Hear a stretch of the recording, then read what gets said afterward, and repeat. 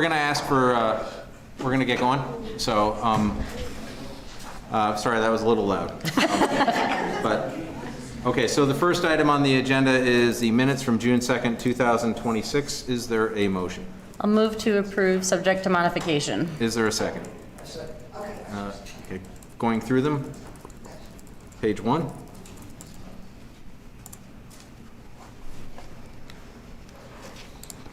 Page 2.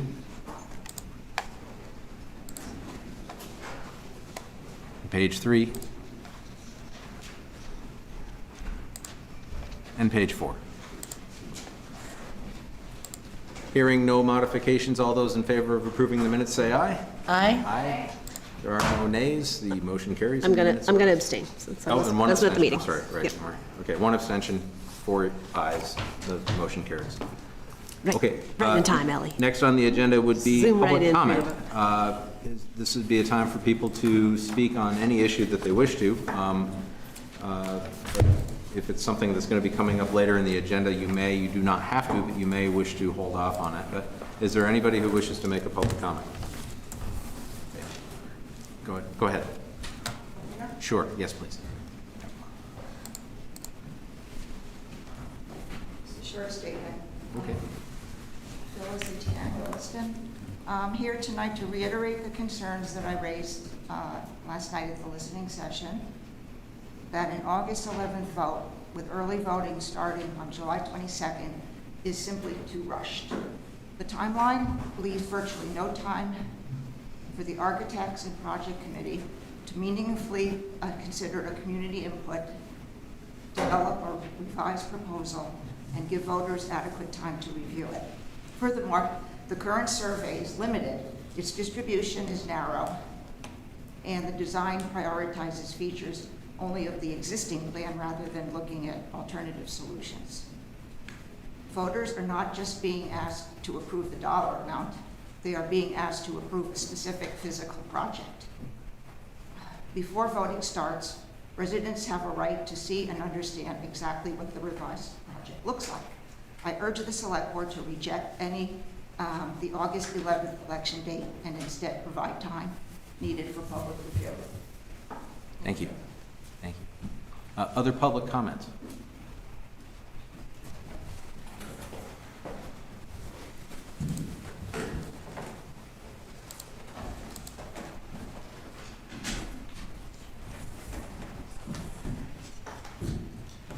Good evening. My name is Wayne Paxton, and I am a 15-year resident of Burlington. I'm a member of a family of 4, as well as a local business leader. Although I'm not a resident of Williston, I'd like to speak briefly about an issue of local, state, and national importance, which is the national ICE and broader DHS presence in Williston. Last time I spoke to the select board was on January 13th, as you were considering the anti-ICE resolution that you passed that evening, and thank you again for passing that. So many of us are already familiar with 2 of the national ICE operations in Williston that support and direct ICE field work nationwide. These are the ICE Law Enforcement Support Center on Lotus Lane and the National Criminal Analysis and Targeting Center on Industrial Avenue. But tonight, I'd like to speak with you about the DHS facilities in Williston that are still operating in secret here. Specifically, there are 2 large DHS facilities in Williston that I'd like to draw your attention to. The first one was in the public press a bit last year in a 7 Days article, and that's 237 Harvest Lane, right across from the Law Enforcement Support Center. That facility employs approximately 65 people based on counts of cars in the parking lot and occupies 31,000 square feet. There's no mention of this site, however, on any government website, and when you ask the security guards there, as I have, they won't even tell you what branch of DHS operates there, much less what the activities that go on are there. The second facility occupies an astonishing 42,000 square feet of space right in Maple Tree Place, if you want to hold that up.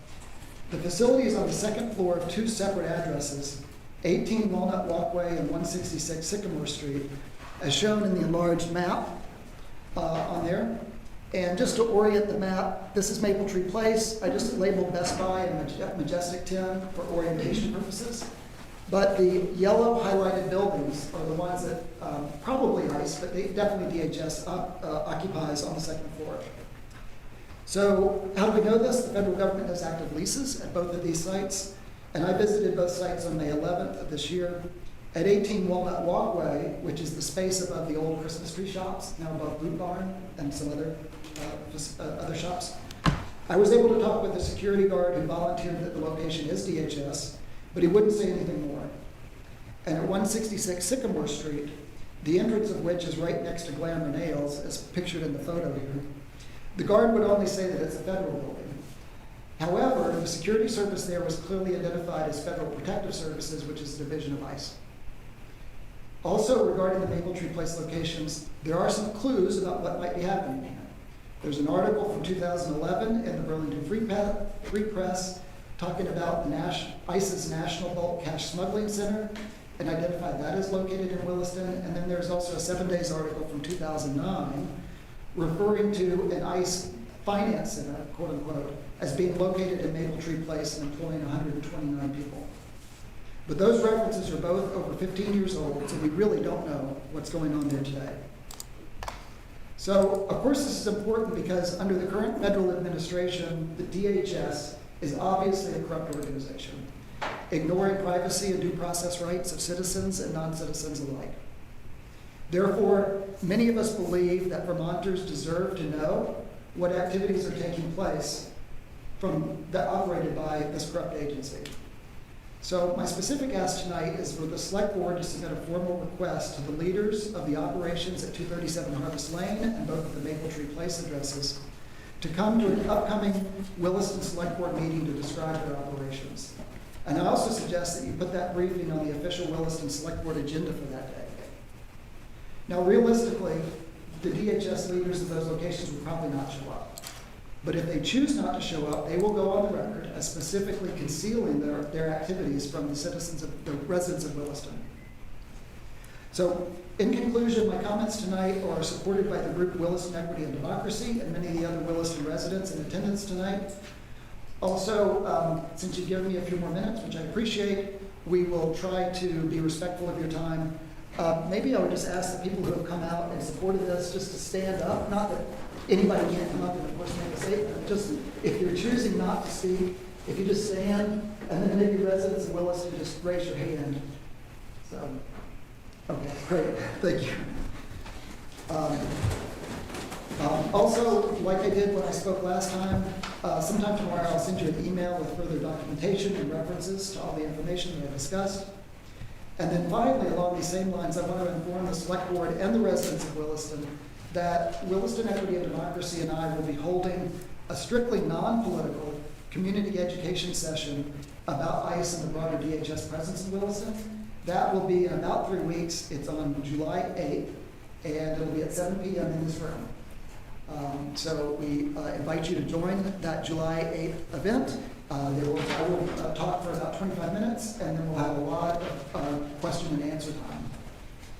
So, again, thank you for your time this evening and the few extra minutes you've given me. Thank you.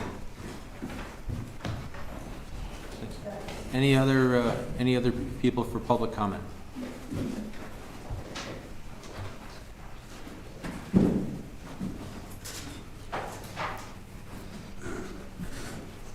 Can I stand here? Sure. No, there's not a microphone. Yeah, go ahead. I'll just try to talk loud. Yeah. Well, then no one will be able to hear him on Zoom, though. Well, can Yeah. you give the Oh, microphone? thank you. Sorry. You turn, yeah. Okay. Hello, my name is Brant Dinkin, and I've been a member of Williston Racial Equity Partnership and Williston's Restorative Justice programs for many years. Currently, I'm the director of Williston for Equity and Democracy. Okay. Since Trump, the mention of constitutional crisis in mainstream media has skyrocketed. Up until recently, I thought constitutional meant that the state and federal authorities were going to have to handle this. But now I see that everyone, including the Select Board and all of us in this room here and everyone in our community is also required to do so, to deal with this. It's knocking on our front door, and it's knocking hard. okay? And that is why local and state governments across the country are navigating to curb the cooperation with the federal government and challenging unconstitutional mandates in courts.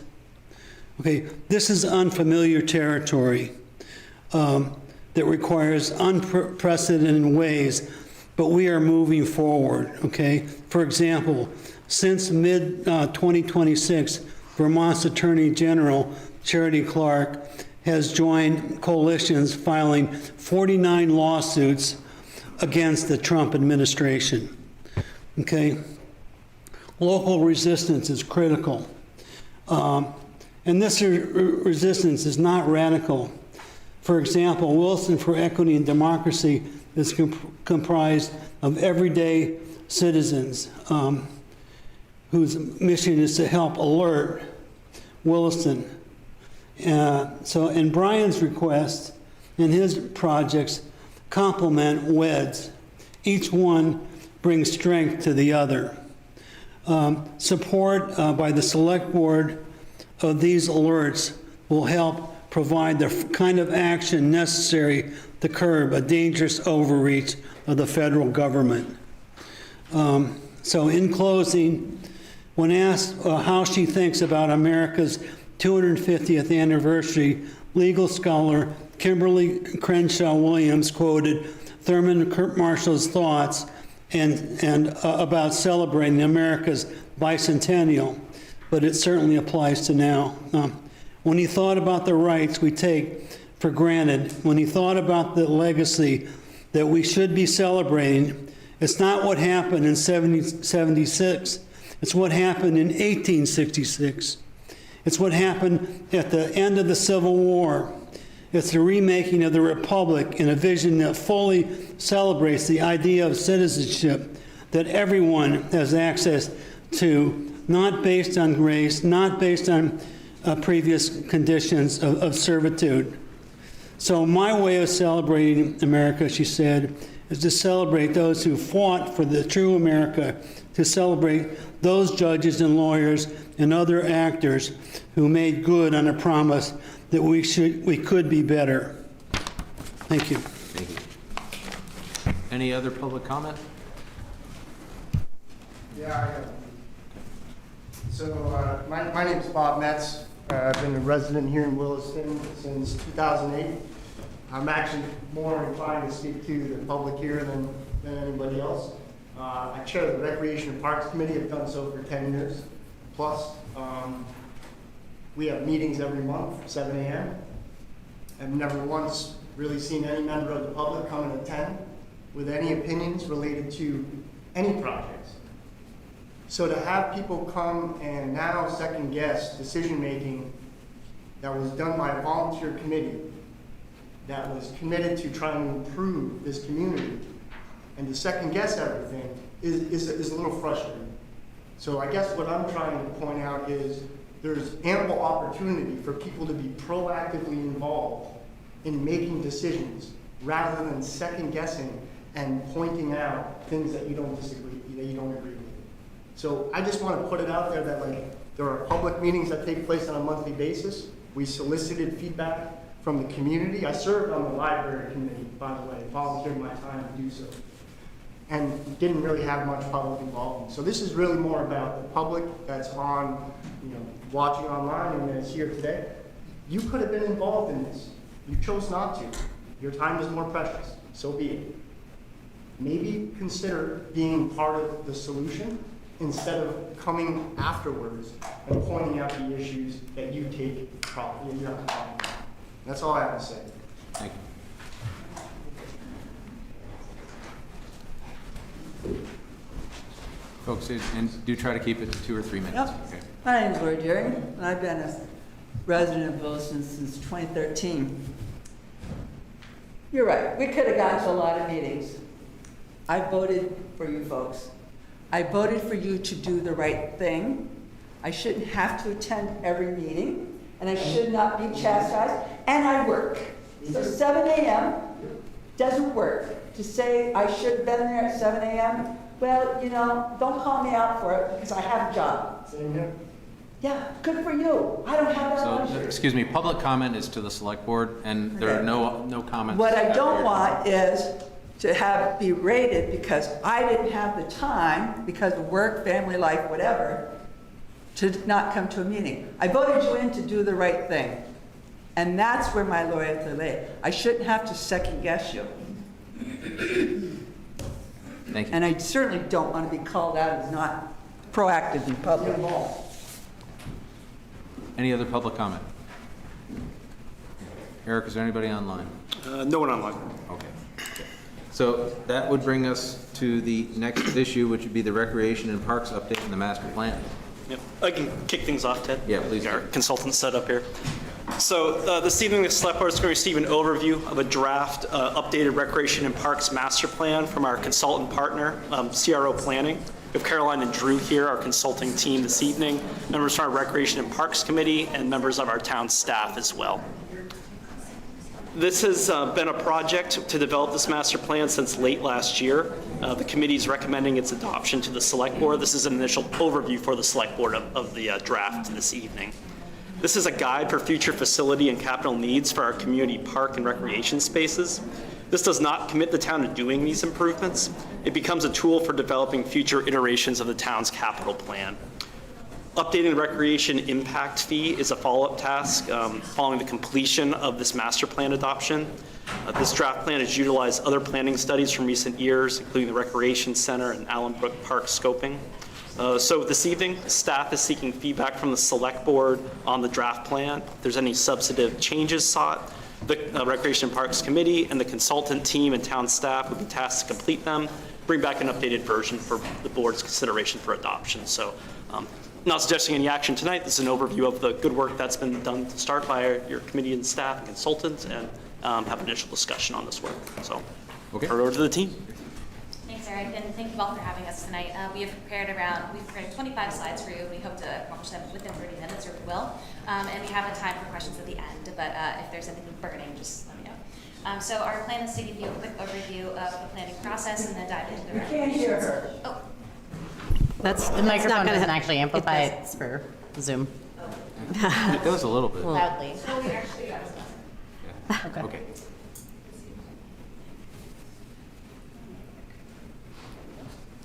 Okay, so just a quick team overview.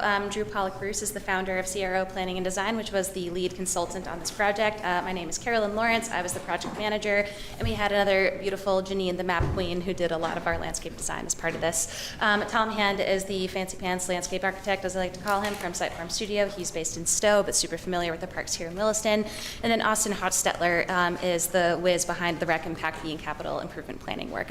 He is on a plane right now, so couldn't be here, but he said that you guys could email him questions should anything come out of his portion of the work tonight.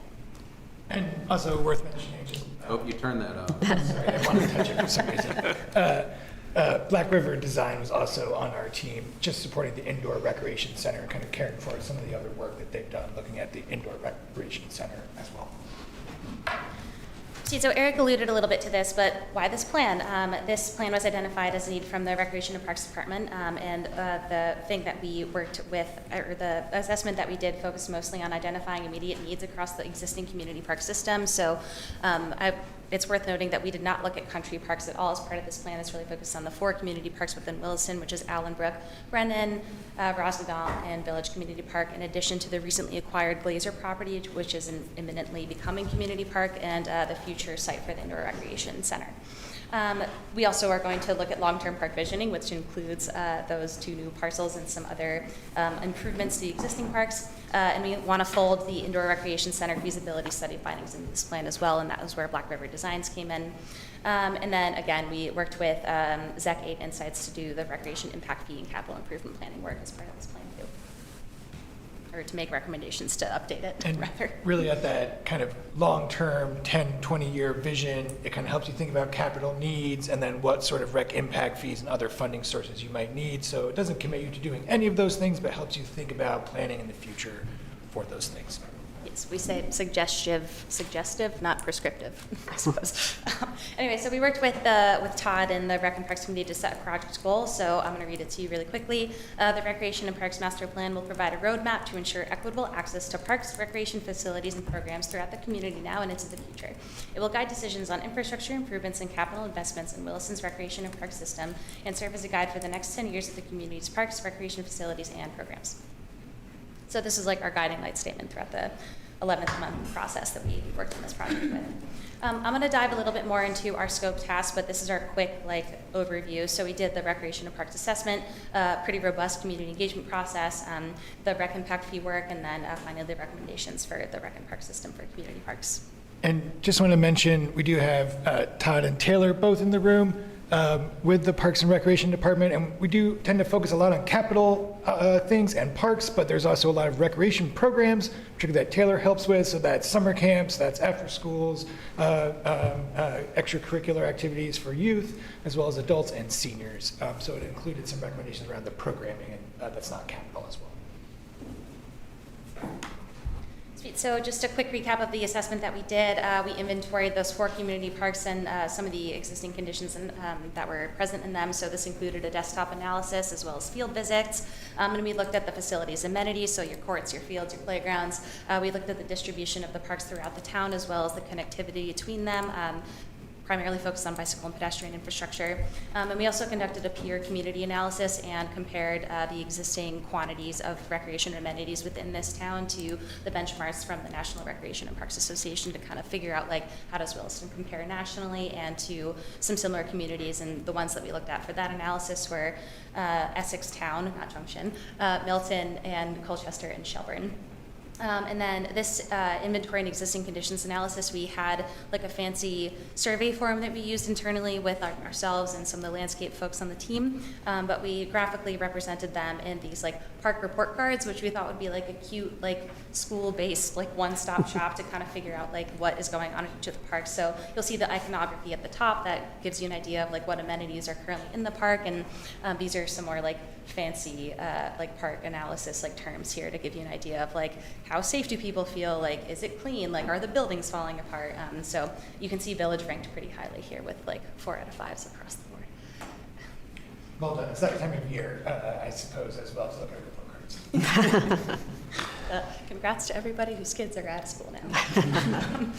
So as I mentioned before, we did a pretty robust community engagement process. We, as a firm, take a lot of pride in making sure that the plans that we develop are really bought in by the community. Sounds like y'all have been dealing with that a little bit, and I'm sorry, but we had the kickoff meeting with the Rec and Parks Committee in July of 2025, and then we attended their meetings every month thereafter, with the exception of their August hiatus last year. And then we broke our community engagement into 2 phases. The first being public visioning. So this was an opportunity to meet the community where they were at, figure out what are their hopes and dreams for the community parks here in Williston and the associated programming, et cetera. So we hosted an open house event in the rec zone, and you'll see a photo from that here on the slide. This was on November 6th. We had about 30, 40 people come through there. And then after this event concluded, we mirrored the questions from the boards and put them into an online survey. And this had 275 responses. So we were excited to see those numbers there. Those in-person events, we had several of them. They were all open house, so drop in anytime. So you could come in and kind of leave when you kind of gave your input. But we also paired that always with online, and we pretty much always had more engagement online as well, just noting. Drew's favorite fact is that people are more afraid of public speaking than dying. So we love the open house format to encourage people to share their thoughts without having that discomfort of public speaking. But we also, after this initial phase of the public visioning with that open house and the survey, Tom, our landscape architect, created some blank park maps, and we created sticker labels, and we invited people to come to the park design workshop in January to place stickers on the parks in the locations that they wanted to see amenities. So this was kind of just a more granular version to gather people's ideas to see what they want the parks to turn into. And that event was minimally attended. I think we only had 12 people come to that. So we did meeting in a box. So we left those stickers and the boards up in the rec zone for 3 weeks, and were able to gather a lot more data from the people that were just visiting the space on their own time for the programs that take place there. So we used all that input in addition to the existing conditions analyses data that we collected to come up with some draft recommendations in the plan, which you'll y'all have seen. And then we entered our second phase of community engagement, which is community priorities. So we hosted another open house event this past April. We were like, here are recommendations. What do you think of them? Tell us which ones are most important to you and like how you want to fund them. No surprise, people felt most excited to find grants that would be no additional cost to the taxpayers. It was an important finding. And then we also, same deal, did an online survey to accompany that open house, and that one had 474 replies. So super cool to see the engagement from that survey and that open house to figure out what recommendations people want prioritized from this plan. I'm sorry, I got to stop you because I got lost in all of the numbers. Sorry. So, because one of my little stickies was how many people were involved, and I heard the 30 to 40 on the first phase, and then the one in January was minimally attended, and I heard 275 or 257. Sorry, so public visiting, if we go down the bullets here, public visiting, open house, we had like 35 people come to that one. Yep. The online survey, 275 responses. Yep. Park design workshop, I think we had 10. Meeting in a box, I don't know because I wasn't there for 2 weeks, but we did get a lot more feedback than the same people that came. For community priorities, the open house, I think we had another 10 people come to that one. And then the online survey was 474 replies. And that was done just So a couple got months ago. Yes. A lot more engagement online, so that's a good thing to think about for future engagement, just making sure to have that online component. People can participate totally on their time. And we did try to mirror the questions each time, in person and online, so you have the same questions available to you, which we thought was really important. But typical when we see in a lot of projects, people come to that first in-person meeting more strongly than the second one. It's like, oh, give my input, often we see. But we did have strong engagement with online, especially for book phases. Mm-hmm. And big shout out to the Rec and Park staff for helping push those surveys out to the community here.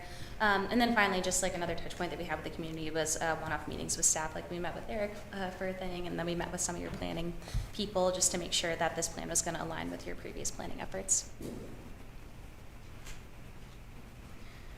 Cool. I'll turn it over to Drew for rec impact fees. I'm going to channel our buddy Austin here, but really this analysis is trying to look at the existing kind of needs for maintaining your parks and what the future additional parks at Glacier and eventually a park surrounding an indoor rec center might look like, and have that filtered into an assessment of the rec impact fees. This is slated to be updated, I believe, this year, and so this study is intended to inform that update and kind of help think about that. I think some of the big takeaways there, as you might imagine, and I think happens in a lot of government service, people would like to see a lot of new amenities, but that takes time and money, and so that's really spread out and kind of measured with what you can do over time. And so this is really trying to look at phase improvement to maintaining your existing parks and slowly picking off things. If you can eventually get to that rec center, for example, there's plans and ideas for that, but that would be kind of further out looking. And really trying to diversify funding. So ways that you could leverage grants with other like in-kind donations, so you don't have to bring necessarily taxpayer dollars to projects, and trying to do that. And really be smart in how you combine your rec impact fees with other funding to kind of make that go as far as you can. Sweet, thank you. Cool, so diving into the recommendations, which is the thing I'm most excited about. We organize these into some buckets here. So we have like system-wide recommendations into these further buckets of parks, collaboration, planning and design, programs and events, operational, and then the rec impact fee stuff. So those buckets like apply to like, the system as a whole. And then our next bucket are like the park-specific recommendations, and that's again where Tom, his concept diagrams come in with like the associated like written recommendations for each of the existing and 2 new parks that we were talking about. So I'm going to dive into those a little bit here. So talking about those system-wide park recommendations, we found that there could be some improvements for walkability and multimodal access between the parks. Like I think Rosignol, and like not just like bike ped access, but like Rosignol I think is the only community park that has access to a like bus stop within walking distance or within like a quarter mile of a walking distance. So considering like ways that the park access can be improved. This includes like maybe the installation of some bike amenities at the park. So like people love a fix-it station in case like their bike needs to be fixed while they're biking to and from each park.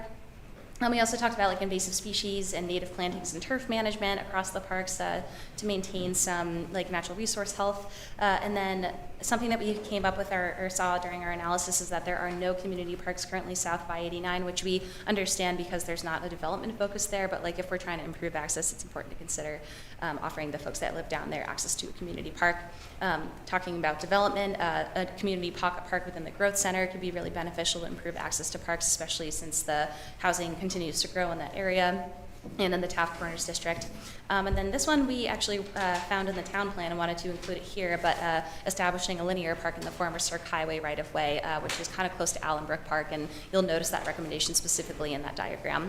And then another one that actually was received super highly in the by the community was creating a recreation path loop and expanding the connectivity of the rec path. Importantly for Todd and his department, that is not in the Parks and Rec, but does really intersect with your park and access. So that would just require collaboration with planning and DPW as well. Indeed.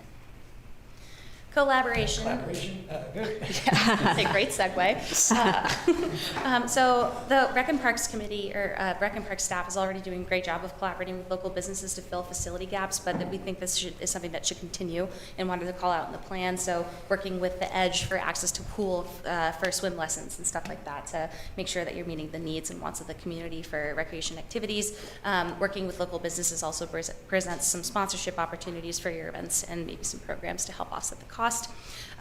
Y'all are also working well with the schools here in town to help fill those facility gaps, so using some of their playgrounds has been helpful for the kiddos here.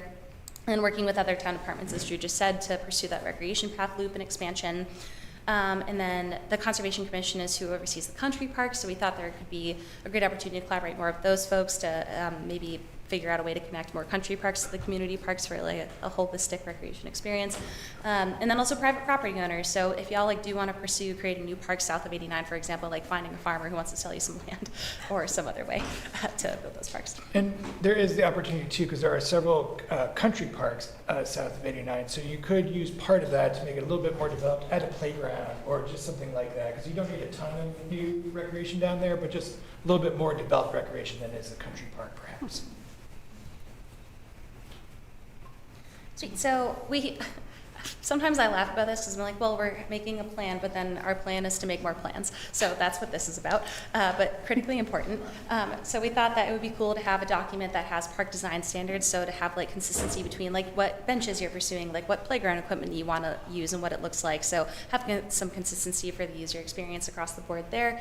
Also, we'll dive more into these concept designs for the community parks later, but having those construction documents for those is definitely to be a planning need to pursue the improvements suggested in this plan. We also thought that, again, working with the Conservation Commission to pursue a country park master plan, again, to maybe figure out the best way to get more people recreating in those parks in addition to the community parks to be beneficial for living in this town, as well as a trail and active transportation plan to help with that connectivity we were mentioning. The indoor recreation center is a big one, so architecture and design feels a great next step for that plan, and especially after the 22 feasibility study and the integration of it into this plan.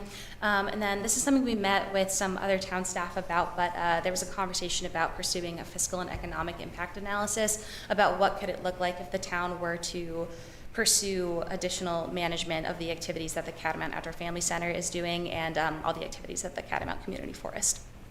And folks are probably aware, but just a heads up, that's a town forest, publicly owned, but there's a nonprofit partner who helps operate the inn and some of the programs, and that study would study the fiscal impact of that, the economic and impact to local residents, but also kind of the opportunity for revenue and what's the most cost-effective way to run that facility. And then some other planning and design things that we thought about were additional third space park activation of the growth center in Taft Corners district, again, just acknowledging the development that's going there and wanting to maintain access to green space. And third space was referring to just if there's a pond, a stormwater pond, putting some benches around it. There's actually one of my favorite ones in Taft's Corners where there's a lot of people who jog around that little loop, but it's adding little amenities like that to development as it happens, that you can just add a few recreation amenities to it and maximize in that growth area. Yeah, and we often see in the communities that we work with across the country, like the formation of public art committees for just like community beautification, if that's something you would like to pursue, as well as interpretive signage. I think Williston has a really cool story to tell with like the natural resources that are present in this town. And I admit I'm not as familiar with like Abenaki culture, but you know, there's some stories here that you guys could tell through some interpretive signage in your parks. I think Milton's a really good case study to look at for the public art, and the way they've done that, they have a really great committee that helps with that in their parks. Indeed.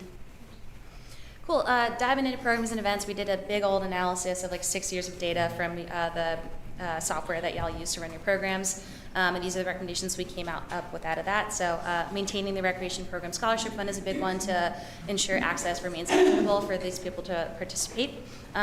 There was a little bit of a gap in adult sports enrichment and fitness programs, so we thought expanding those offerings. Senior programming is happening, but Williston's population is getting older. This is something we learned like through both our analyses and your town plan. So expanding all types of senior programs is something that we definitely saw, especially since they're so well received at the rec zone. Youth sports and enrichment camps are the things that are most popular. There's the most offerings are the ones that sell out the most often, so the demand is there. And as your population grows over the next 10 years, expanding those offerings to meet that demand would be great. And then considering the demand that you guys are already seeing for your programs, your camps, your events, looking for ways to increase outdoor and indoor space for programs and events could be beneficial for you guys so you can host more. And just thinking about how if you have to rely less on local businesses and schools, like maybe you can save some money on those rental fees and break even at some point if you invest in that space. And then we also put exploring new locations for the rec zone on here because the rec zone, those events that are attended there are popular, and there was like some conversations happening throughout the project that if there was a rec zone that had like more office space and more space for events, that would address like this increasing space for it, and maybe that's where the rec and park staff offices could live someday so the thing could remain open for longer. Just some ideas here. I have a question about your reference of, maybe it's just one page that mentioned it several times, but about the growing youth. We don't have growing youth in this town, and we probably won't. And the demographics of this town are not. So I didn't see anywhere where your statement seemed to be affecting the recommendations. It wasn't like, oh my gosh, you guys need all this more stuff because you're going to have so many more kids. But it was several times it was like, well, given that you're going to have more kids in the town, you're going to need to grow this, this, and this. And I don't think that that's true. So I'm wondering if your recommendations would change if you knew that we've never, in the last 5 years, we have not had any, the schools are not forecasting growth, we're not forecasting growth. Would that change anything in the report? Yeah, go ahead. Just to mention like a point about the data that we use like more national data and some of the data points that were used in your town plan, and I think we were talking more about like more of the population growth that's expected within the next 10 years, and I think your town population is at 10,000 right now, and it's expected to grow to 15,000 within the next 10 years, so I think that's a lot of where this was coming from, but I also would love to hear what Drew has to say. Yeah, I think just Matt Boulanger shared with us the population growth that was used in the town plan that we looked at for population growth. And it's not necessarily kids. I think there's an important nuance there with youth programming that is targeted towards youth. And surprisingly to us, or not surprisingly, but it is in high demand, even though you guys provide the vast majority of the programs you provide in recreation are youth programs, youth baseball, lots of different sports. And there's not an endless number of youth, but it does seem like an endless appetite to get involved in those programs among the youth. And so I think you do see a lot of youth programming now. There is this opportunity to grow adult programs, usually can capture more revenue. And we see South Burlington's been really successful in this over the past few years of having more and more adult programs and really being able to make all of their youth programs free as a result. And so we do see a growth, not necessarily growth in youth programs, but just a high demand, even though there are a lot of them.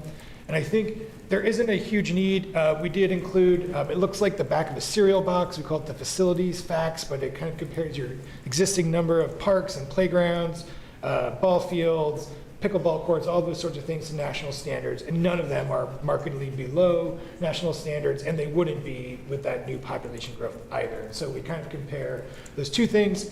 We do have recommendations for things you could improve in the parks, but there isn't like a a glaring need to catch up to population growth, where in some other communities, like for example in South Burlington right now, there are some of those needs, and there's less of that need immediately in Williston. More to kind of fix organization within some of the parks, access, just keep up some of the park, ball courts that are out there and things like that. Okay, so that is kind of what I read into it, was like your recommendations seem to be based on total population of the town, which I get. If it was specific to growth of kids, I would ask you to revisit that, but it's not, so, good, thank you. And I do agree that there are plenty of places where we could use more facilities so we can serve more kids, I get that, already. Well, they're participating at a really high rate, and I think that's significant even Yeah. for against nationally. So there's really high participation in youth programs. Thanks for your question. Okay, operational recommendations, sorry. Taking up a lot of time here, but thank you. No, don't go too fast, you're fine, take a deep breath. Don't rush. Okay, sick. Thank you. Okay, operational recommendations. Establishing an annual review period for Rec and Park staff to make sure that they can grow into their roles and continue improving. They're already doing a great job. Also, professional development opportunities, already doing a great job, but who doesn't love to grow into their career and figure out what the latest and greatest is for Rec and Parks management. We also see some opportunities for volunteer engagement across the system here. Like a really great example is working with a volunteer group to help with some invasive species management. It's a great way to get people outside and caring and stewarding for the parks that they love. We already touched on this a little bit though, but expanding staff and contracted instructor capacity for programs and events so y'all can run the ones that you have like a little more efficiently and continue to run more as the demand increases, maybe like specifically for the senior programming since there's a big opportunity for growth there. Also expanding maintenance capacity through hiring additional seasonal and full-time staff as the number of parks grows and as the number of amenities within existing parks grows. And finally, something we thought y'all could consider is creating a Parks and Facility division of the Recreation and Parks Department, and that way maybe it reduce the burden of Public Works to maintain the parks themselves. And a lot of the programs are provided by contracted instructors, so just heads up, it's common across the Parks and Rec space, but Taylor works with a lot of different instructors who offer lots of different programs that are not town staff, but are contracted and paid through the fees for the programs. Sweet. And then these are the recommendations that came out of Austin's report here. So we saw an opportunity to use your Rec Impact fees as match for grant programs. This could help increase your competitiveness for those. He also came up with like a SET framework for capital planning and applying this to some of the recommendations. Actually, we applied this to every recommendation in the plan, but SET stands for Stewardship, Enhancement, and Transformation. And it's just kind of a helpful way to think about each of the recommendations in the plan and figure out the scale at which they would be. Updating the Rec Impact fee, big recommendation come out of this and expected.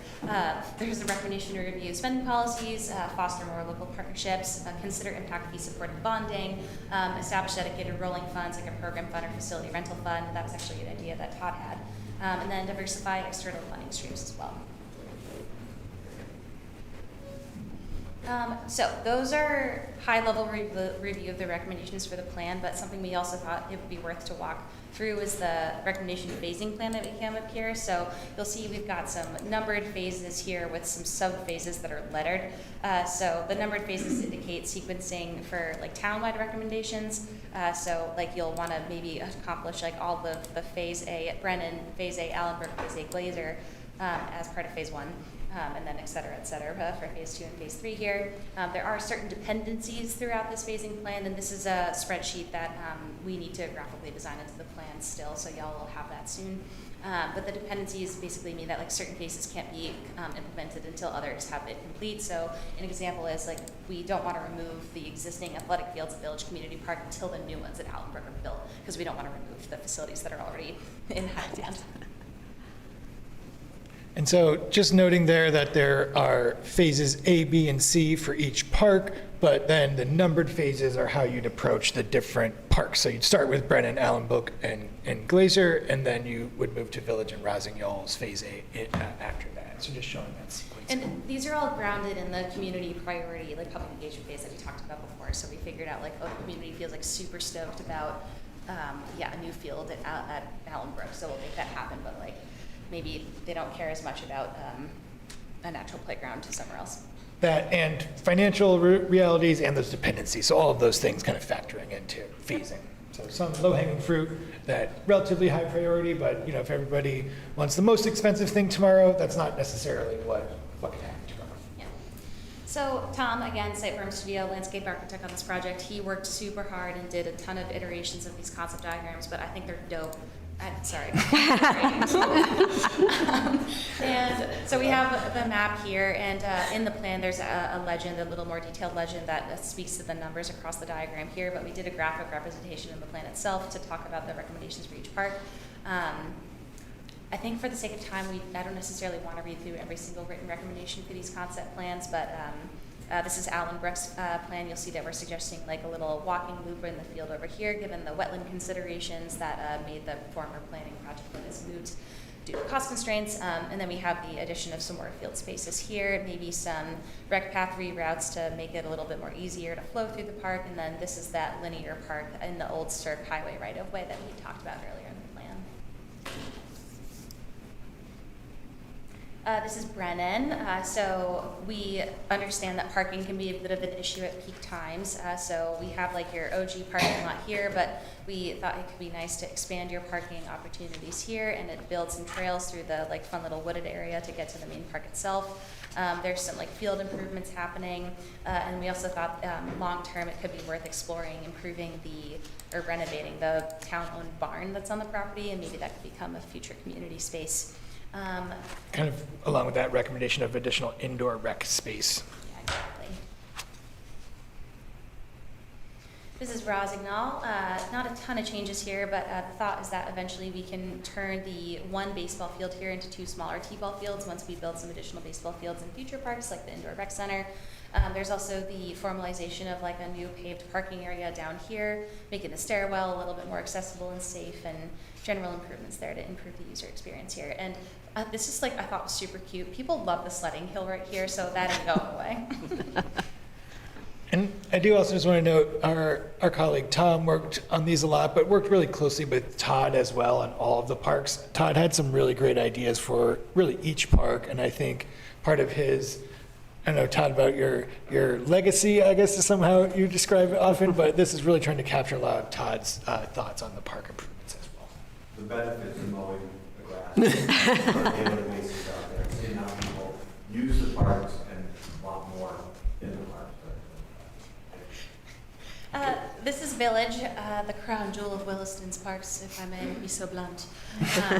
But y'all have the parking lot here, and we heard so many times from so many people that the parking can be a nightmare over there. So like trying to come up with ideas to expand, to both expand the parking lot and improve like the circulation with like a drop-off area to like that would improve like traffic itself and also like pedestrian safety.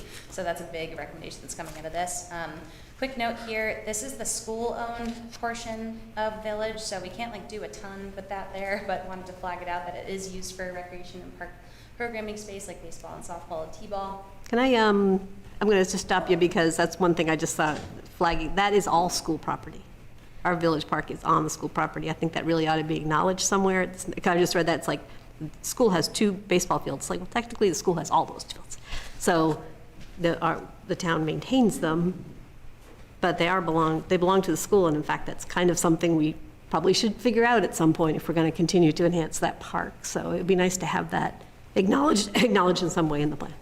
Yeah, absolutely. I think that as kind of the crown jewel of the system, there is certainly that blending of kind of everything in the village, which is nice to have the library, the school, and the community spaces all there, but just having an MOU that kind of spells that out. Well, we do. I'm just saying that there might be a time when we want to talk to the school about owning that property, right? And we haven't talked about that as a group or anything, but at some point, if you're going to continue to enhance that as a park, and you're not going to fix the parking without the school okaying it, right? So it's just at some point, that's something that we may choose not to do anything at all, and just, it's a partnership we're going to continue, but I used to work for the school district. I would say the town-school collaboration is not nearly as strong as we're calling out here, and that would be helpful, but if that got worse, it could be a problem for the village park. So it's something I think we should probably address. Yeah, we can certainly mention, of course, that kind of need. And if you want to have a recommendation to explore kind of the benefits of acquisition, we could actually include that as well. Or at least just acknowledge in there that the fact that may need to be addressed in the future. That would probably be okay for me. Thank you. Yeah. Especially if there's an appetite for that. We didn't want to kind of say, hey, require this, because there are some other parks that you could too as well, but that would be wonderful, absolutely. Especially a relatively willing landowner likely to talk about it. Yeah. Cool. This park we have classified as like a regional park. Like there are people coming from other towns to recreate here, which is super cool. And so just recognizing the need for expanded infrastructure is reflected in this concept diagram here. So we've got like a new tennis court, a new basketball court, some new pickleball courts. Hot trend in recreation these days. Regrading some of the fields, improving drainage, et cetera. So we just like want to make sure that Village is as good as it can be with the amenities that it offers and not ensuring that no deferred maintenance is piling up. And I would just note there are just some inefficiencies we saw, was it Brennan, where they became T-ball fields, but across all the parks, trying to put the right size fields that fit there the most efficiently. So there's a little bit of moving around of lacrosse, T-ball, baseball, kind of based on some of Todd's understanding of them being programmed and maintaining them as well. And so there's a little bit of shuffling around of the field types to have them work more efficiently. Sweet, and then the Glazer, am I pronouncing that correctly? Glazer property? Great, thank you.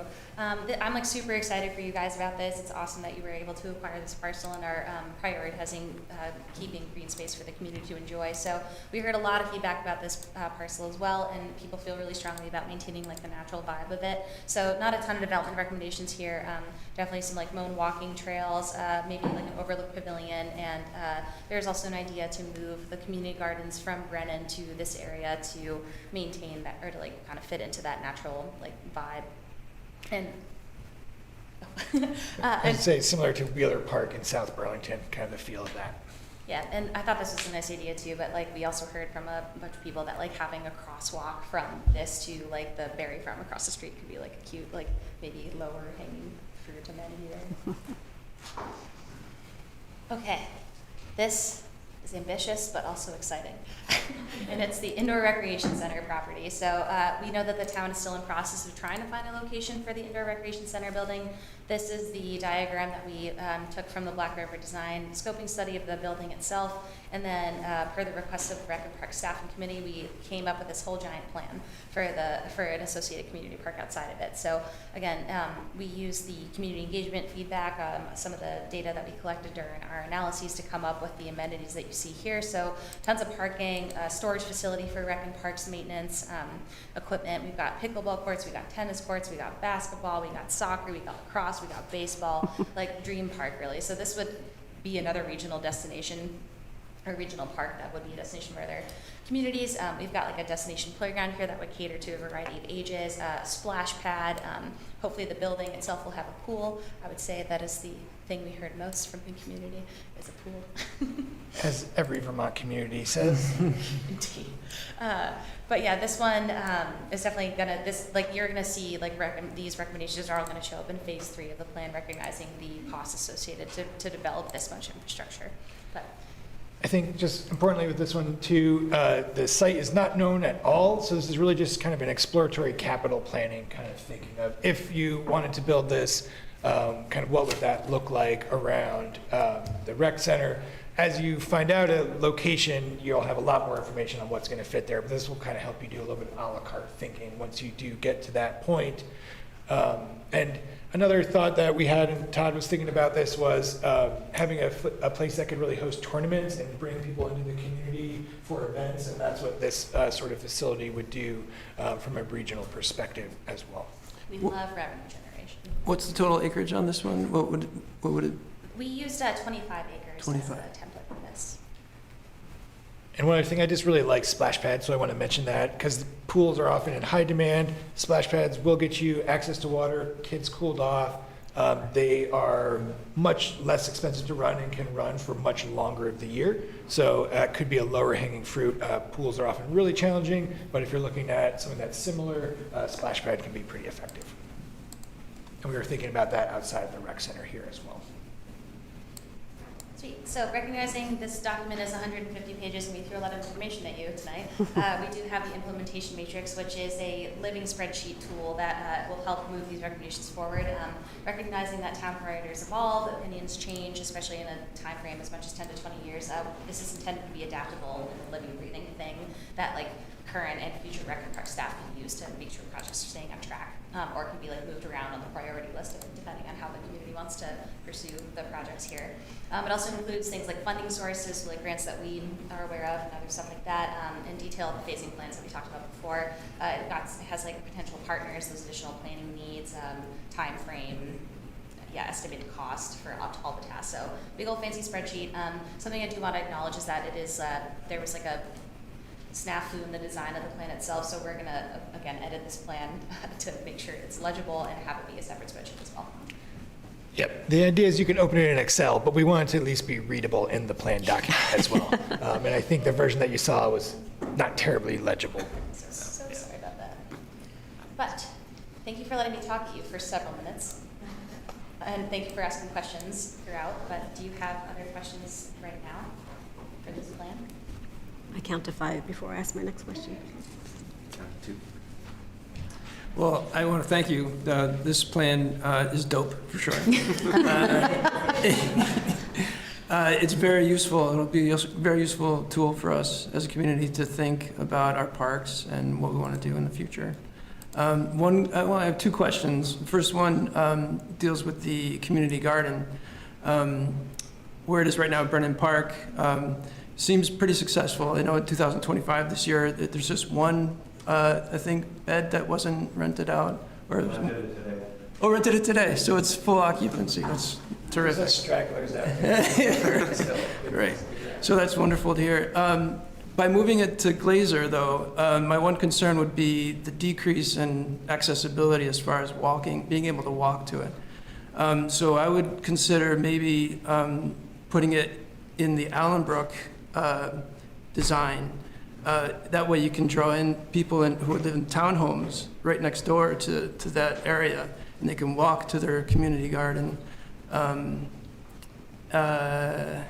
And then the other one with the tournaments, with the one park that we're considering with the rec center and everything and the pool.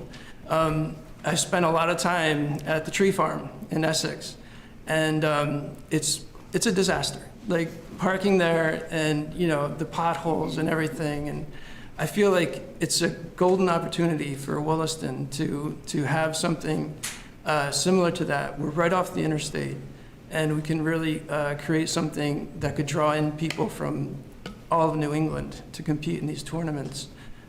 So that would be something to consider as well, to have more than just one soccer field. I know the tree farm has 6 full-size soccer fields and then a bunch of smaller fields, but I think that would be a great thing to consider for Williston as well. If anyone has kids in tournament sports, we're going to New Hampshire a lot. So there's a big opportunity here in Vermont. Yeah.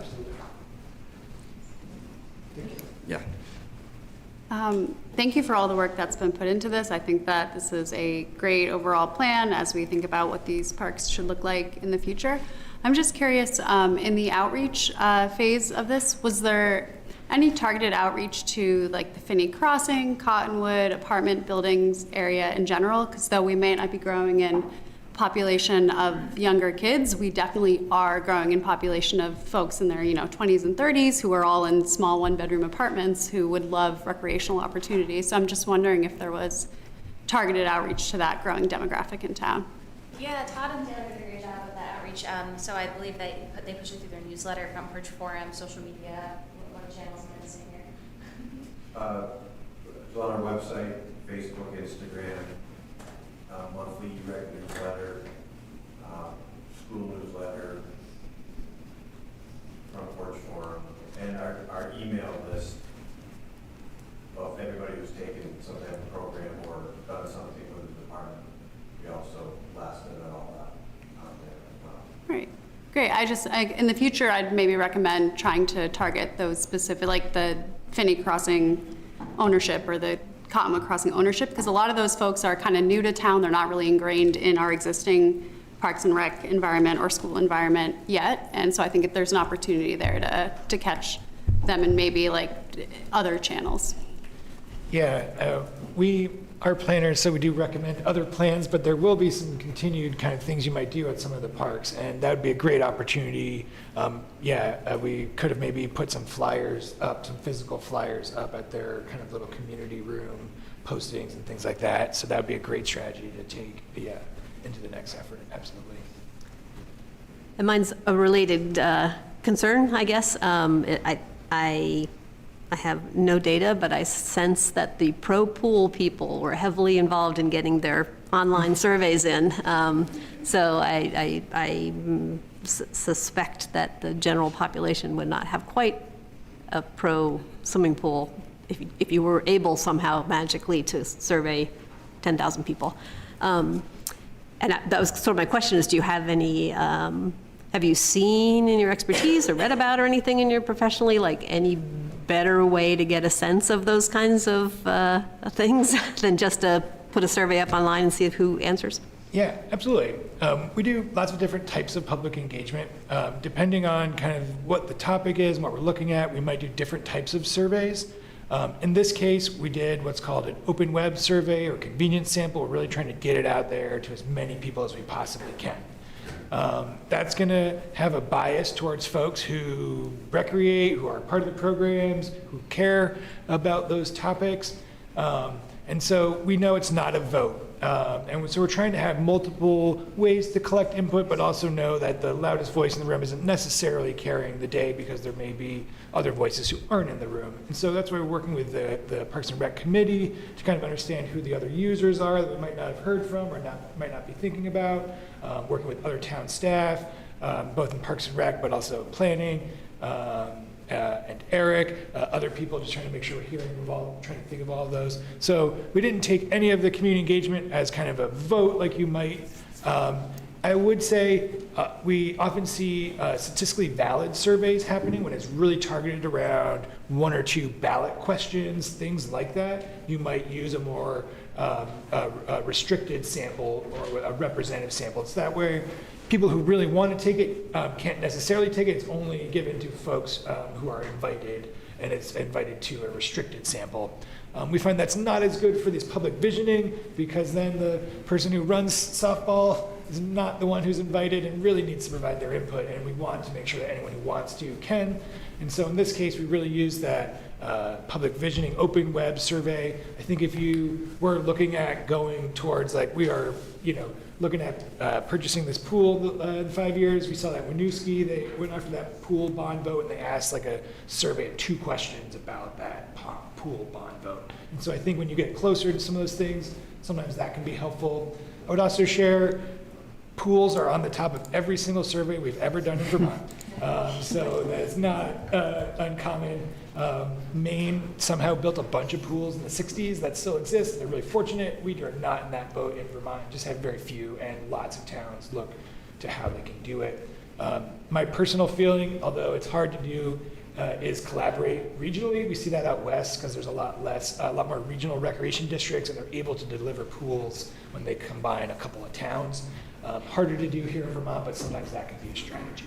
I feel very strongly that we need to get ahead of the real, I don't want to get too far down the path on a big $20 million indoor facility with a pool just to find out, well, the 400 people who voted yes on your survey now are the only people who want a pool. So, because it gets harder to take it back once you get too far down. But maybe everybody does want a pool, but I'm a little afraid of getting too far down that path because I'm already hearing it from the community. It's like, I can't afford this other thing because you're going to pay, I have to pay for the pool. Yeah, so it's... My feeling is your indoor recreation needs are strong, the opportunities are pretty strong where you could have more revenue, more efficient, serve more people, do a lot more things that you don't necessarily have to have everything associated with that. It could be a slightly larger version of the rec center in an existing building, the rec zone in an existing building now, that would help too. And so just don't want you to feel like we have to do all of the indoor rec center and the pool and everything around it. That, there's a lot of small projects that will really help bring things together. I have one more and then I'll promise I'll quit.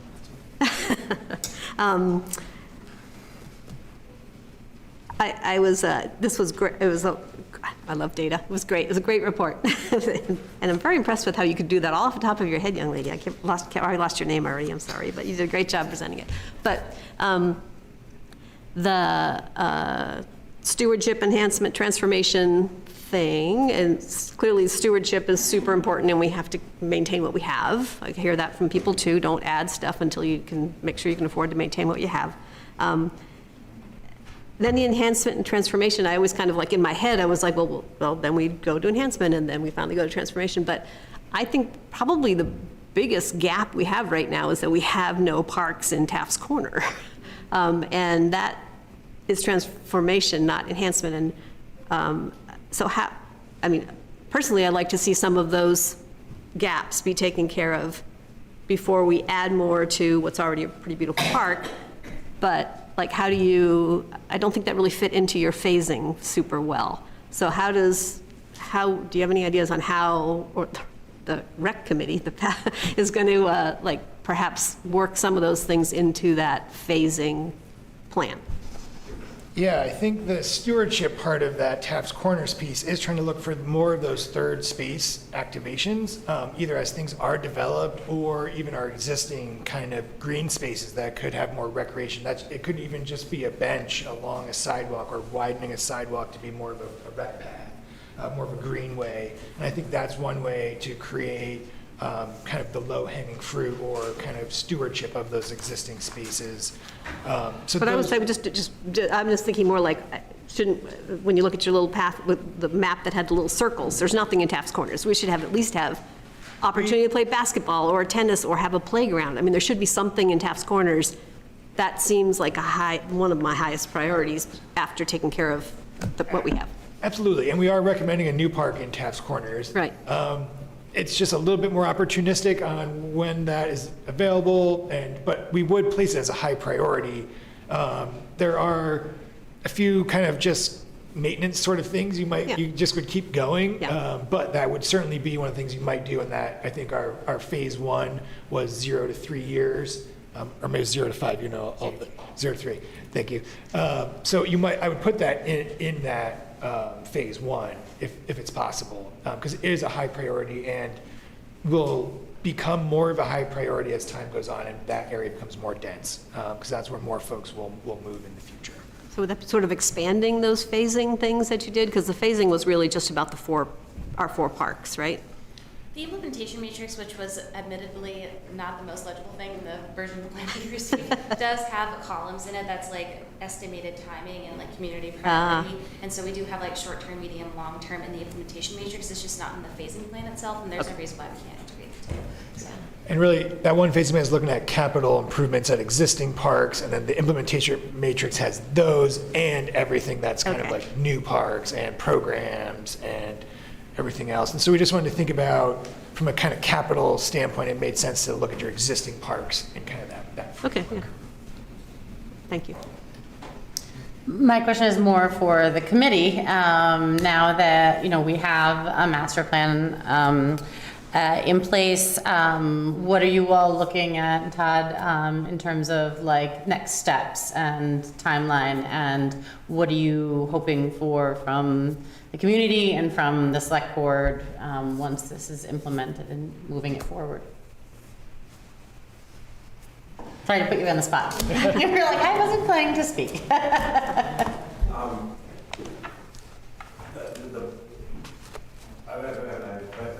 I've been asked this question, and it's almost like, in what section?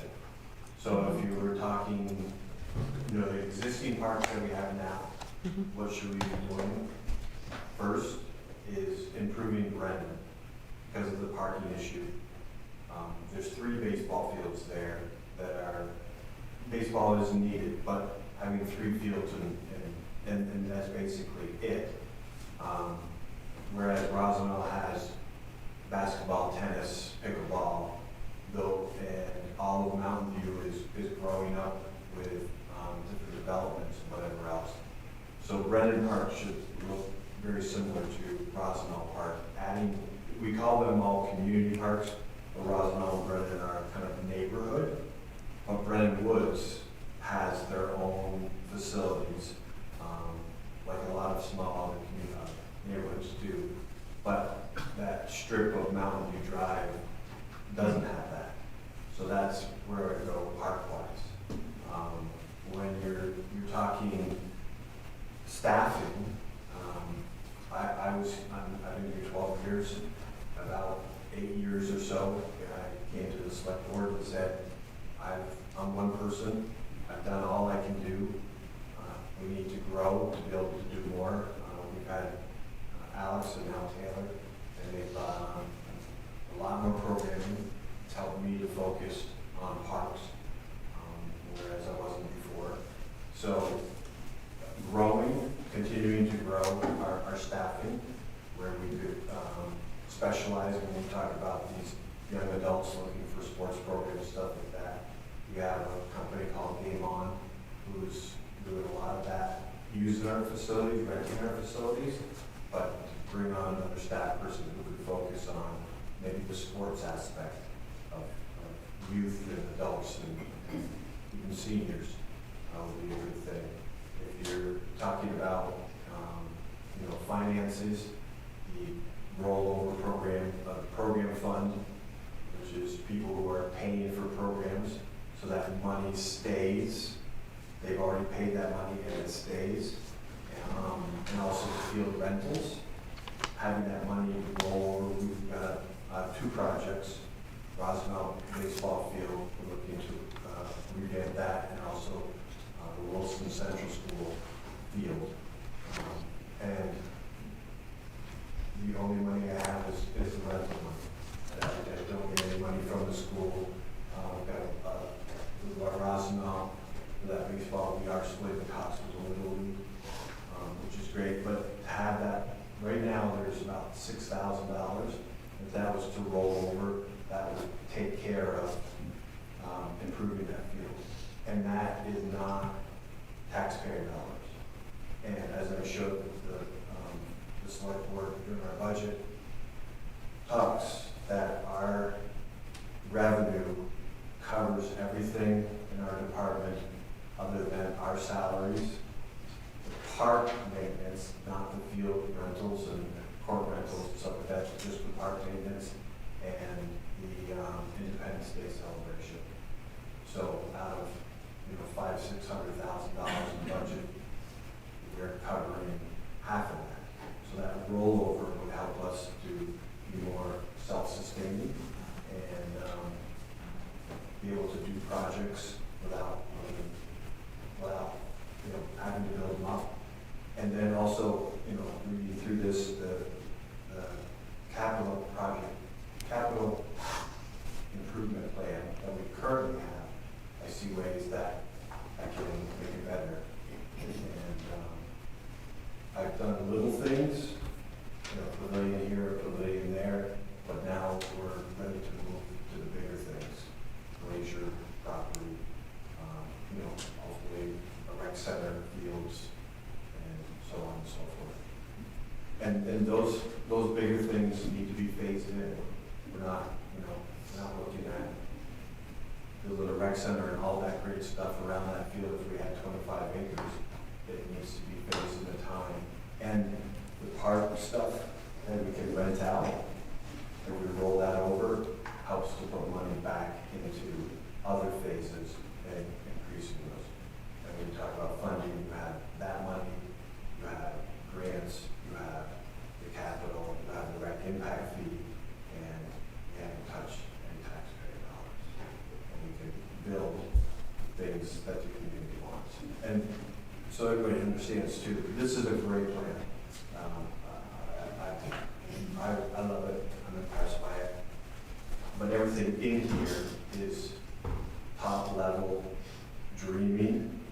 When it comes time to do it, we need to see where we are as a community and what the people want to have. And hear from everybody on that.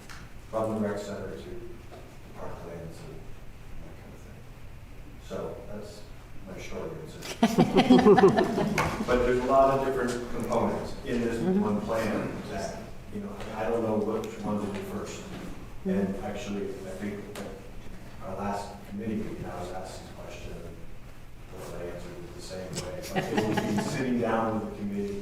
The next thing is sitting down with the committee and saying, where do you want to go? Because they are community members who have been selected by you, and they have an interest in the future and that is programming as well as, you know, you all get the right zone, that's been great, and we're starting to grow out of that already. Sort of thing. So, yeah, just continuing to grow, and that's a good thing. I would just highlight his notes about Brennan being kind of that keystone piece. Once you start doing improvements there, it kind of sets the chain reaction and creates space for you to move everything else. I think similarly with adding another program person to staff would really kind of be an engine for revenue and growing that a little bit more. And so those are two recommendations that kind of start things going in motion for some of the other park improvements and some of the other rec programming improvements. Other questions or comments from the board? I just want to thank you all and thank, you know, you folks and really thank the committee.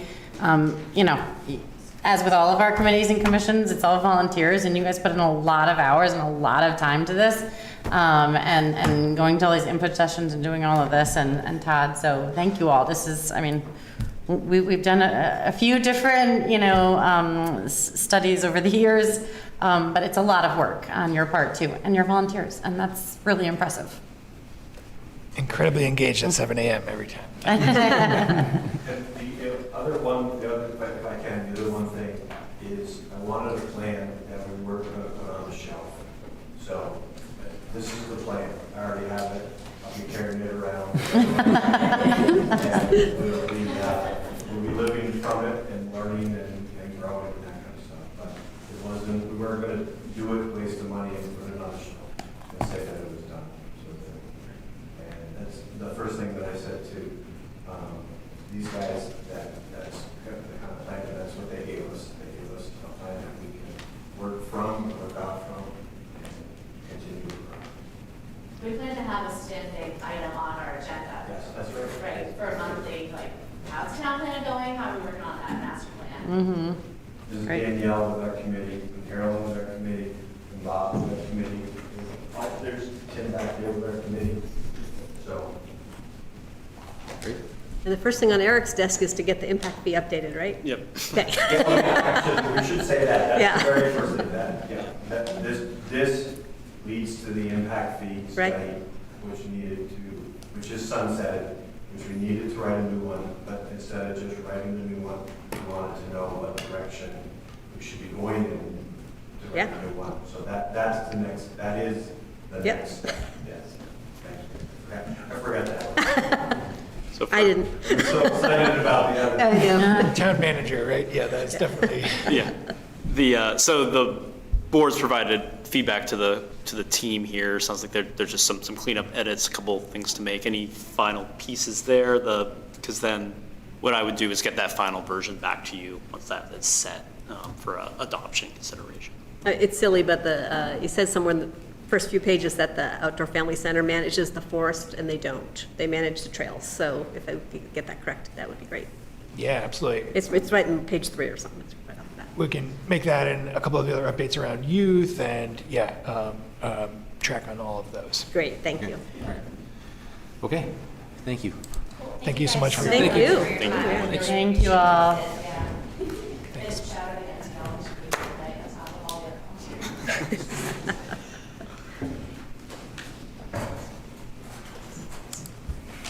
So that would bring us to the next agenda item. I would note that we are 30 minutes behind schedule, but I'm sure we're going to catch right up with the library project. So, I can kick things off. So I was, I'll jump into just an overview of the memo I provided the board, then just have space for discussion tonight on some potential decision points right now. So last night, the Select Board and trustees held a community listening session to receive feedback on the library renovation, expansion, and Village Green project. And we had roughly over 100 attendees in person and around 40 online. So good turnout, good numbers, good feedback for the elected officials. The trustees also launched a community survey recently that's going to run through July 4th. And this is going to be a debrief agenda item for the Select Board from last night with the trustees. So some considerations to be thinking about. Scheduling a new bond article to be considered at a special town meeting involves an adoption of official warning along with updated legal instruments for that bond vote. If the select board wants to hold a special town meeting this year to ask voters to consider a bond for a revised project scope, that's staff seeks direction on what that timeline would be in the short term, so the timing of the work required could occur to meet that timeline. Per legal guidance the town has received, holding their bond vote this year is allowed under state law. So there's a few different timelines to consider I'll outline. We're going to look at the primary election on August 11th. That would require the warning to be adopted and posted by July 11th. It adds some complexities for ballot arrival for early voting, absentee ballots, and the structure of. Yeah. If we can just have quiet in the room, it's hard to hear. Thank you. So, talking different options here as you're thinking about potential timeline. August 11th for the primary is one. Another one is the general election on November 3rd. So a municipality may include a local article for a special town meeting on that general election ballot. That will be sent out by the Vermont Secretary of State's office to all registered voters. So there's not a ballot cost for the town in doing it that way, but there is a timeline and logistics for that to happen. So Secretary of State's office has asked any municipality that wants to have that ballot question appear on that November ballot to let them know by July 17th they intend to do that. And there's a deadline of August 3rd to get that ballot language to the Secretary of State's office. So to meet that deadline, the bond amount and the bond article would need to be known by August 3rd at the latest for that November vote with that structure. Select board can also call a special town meeting at any time. It has to be warned 30 to 40 days before that special town meeting. All the legal requirements for that. There's also town meeting day next year. Let's see. So if the select board decides it would like to hold a special town meeting in August primary or that November general election timeline I outlined, a decision would need to likely be made soon for direction to put things in motion here. This work would involve the refined project scope by the architect, updated cost estimate for that bond article to warn. I've worked with the architect and sub-consultants just to see, is that even possible in the short term if that's the direction that's decided upon? It is. It's something that could be prepared to jump into over the next month and a half here. There could be the project design committee re-engaged, informed by public feedback that's been received and is continuing to be received. That can have a refined project scope prepared for a substantive discussion at the July 7th select board meeting. In order to make a decision for that first, hey, the town's planning to do this for the August 3rd deadline, which we have to let them know by July 17th. So what could happen then is the warning could be considered by the select board on July 21st. You'd see kind of a substantive design concept July 7th. You get a warning to look at July 21st. There's additional time for feedback there. You could call a special meeting before August 3rd to finalize that too, depending on how you would want to run that process and allow feedback once that work starts. The one important element to consider is this overall project estimate. It's really heavily reliant on the site plan, parking, village green work, what the scope of the project is, the building envelope, square footage, materials, number of stories. Don't need to figure out the exact programming with inside that square footage of the library space here in that timeline. You can have more time during the final design time, working with the committee, working with the community to figure out how to align that square footage, if that's an approach the town wants to take here. And this bond article is establishing that public financing component of the overall project. We're waiting for, if there's a bond approval, we have all the funding lined up, that's when we would go into those final designs. You have to get all the blueprints together, all the final engineering. That takes probably at least 10 months to do. We'd be prepared to jump into that if that's a timeline that's decided upon. We're just being sensitive of those deadlines dictates the work here moving forward. And also to consider, we have about $20,000 left from the ARPA funds that were consolidated towards this account originally for this project. Probably for this design work we're talking about is $25,000 to $30,000. There could be discussions how to round out that funding. Library trustees have some funding they may be interested in providing to help round that out as well. But if that's the direction the town wants to go in, I would have the architect start working and engaging on that here this week to meet those deadlines. And then finally, to be thinking about, the town did allocate $550,000 towards this project originally.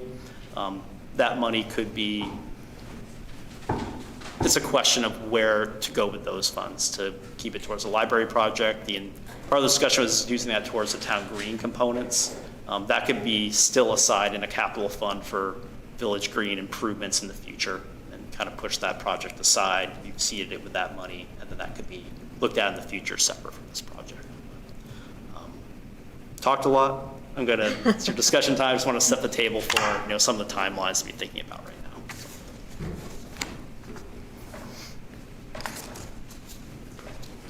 Thoughts? Lots of thoughts.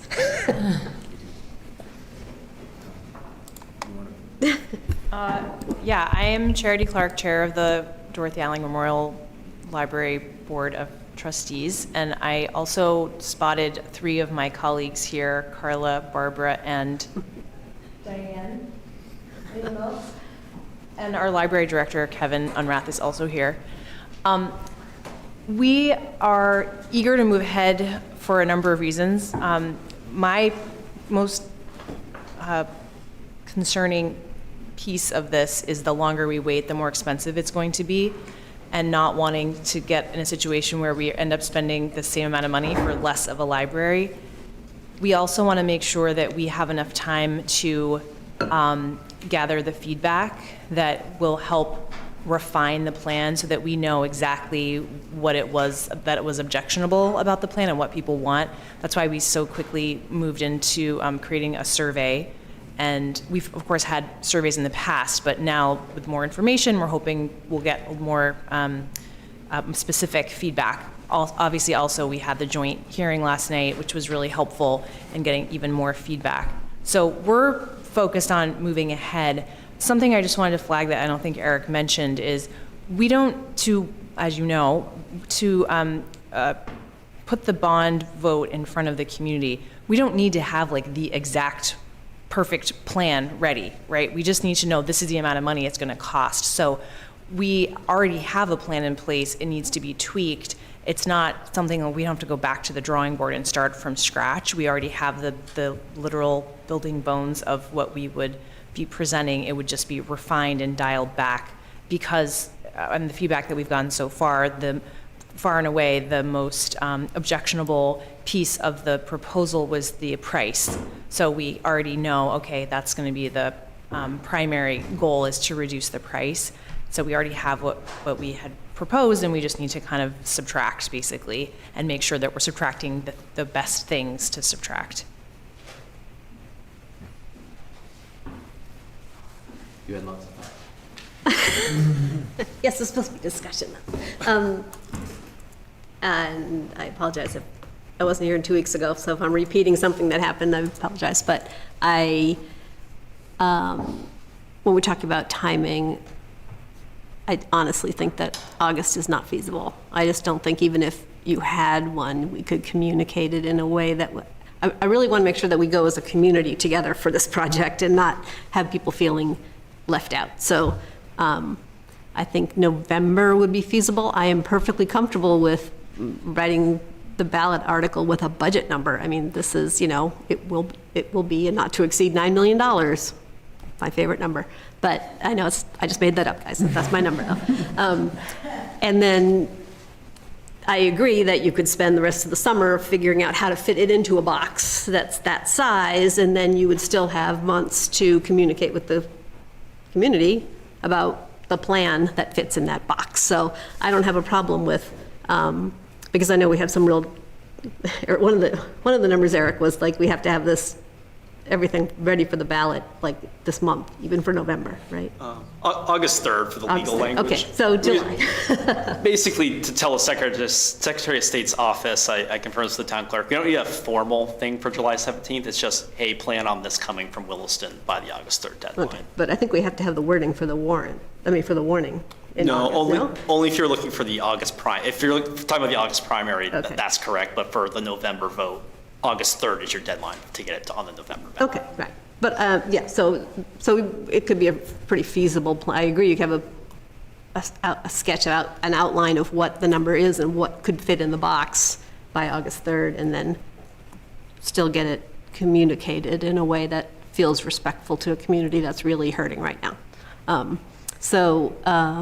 that was my thought on timing, which I don't know if that was the only thing on the agenda for tonight or something else. I kind of agree. I mean, I understand the whole, we don't want to move it out to town meeting, but if we didn't have a general election in November, I'd say town meeting, because I think we do need to give people an opportunity to, the most people as can, vote.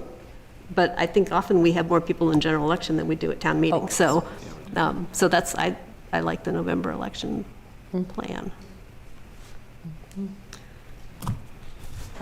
For me, I agree. I think that November is a good balance between acting quickly so that we can capitalize on hopefully as low a cost as this project is going to.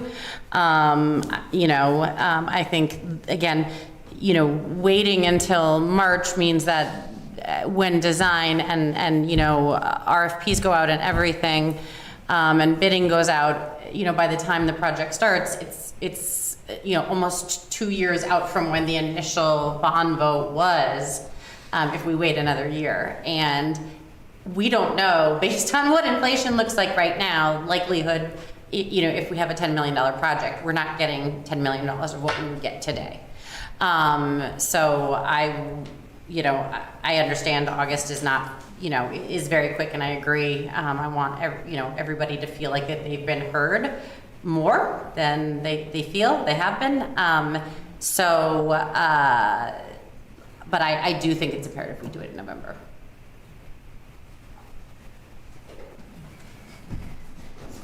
Yeah. I generally don't speak until everybody else has. Anybody else want to say? I agree. I agree with that, Greta and Jean. I think November is a good time for it. Comments? Agreed. Yeah, August is too soon. March might be a little too late. November's the sweet spot. And I do think that the numbers and the turnout is possible. I mean, although this town meeting day was one of the most well-attended town meeting days we've had in a long time, historically, people don't vote on town meeting day the way they do in a general election. And they don't show up as well for local elections as they do for federal. So I think we are likely to see a lot more voters, which means a lot more voices. Yeah, I think the nuts and bolts of getting it on for the August primary are really difficult to do. And so I think it has to be November. I wish it weren't. I wish we could get it in as fast as we could. But I think it'll actually be better for the public discussion anyway. This sounds condescending when people hear it, but I've learned as a trial lawyer, not that I'm so much of a trial lawyer these days, work for the Attorney General. I'm your boss, but you're my boss here. Yeah. Wait, you have a day job? But I've learned doing trial work that when people are making decisions, that'd be juries or judges, that they think in pictures, they think in images. They don't think in words and logic and concepts. And so I think for this project to be better understood, I think it has to have images that go along with it. And I don't know that the images that would be, and I think they could be generated now, but I don't think that'd be enough time to sink in. And then I'd be worried that people would be pointing at the process, saying that the process was rushed and there was some sort of inside job or something like that, which there isn't. So I think the November election is when it should be put out to the vote. So. I just wanted to briefly mention something about fundraising, if I could. I think images also help sell a project. I've spent a lot of time over the last month talking with everybody who made a pledge to the project. We've raised $750,000. We're still actively hoping to raise more funds towards the project. That'll go further for a project that has a lower budget, but those folks that I've talked to don't have a deadline that is endless. I've specifically had people who have pledged more than $100,000 tell me November was their deadline. And so I think that we need to be aware that to steward people who have donated money to offset taxpayer dollars, that they haven't pledged their money to this project with an endless deadline. And I thought that was important to point out as well, in terms of November being a reasonable deadline for people to look at into the future. The day after the first Tuesday? November 1. If it's November generically, I think we're okay.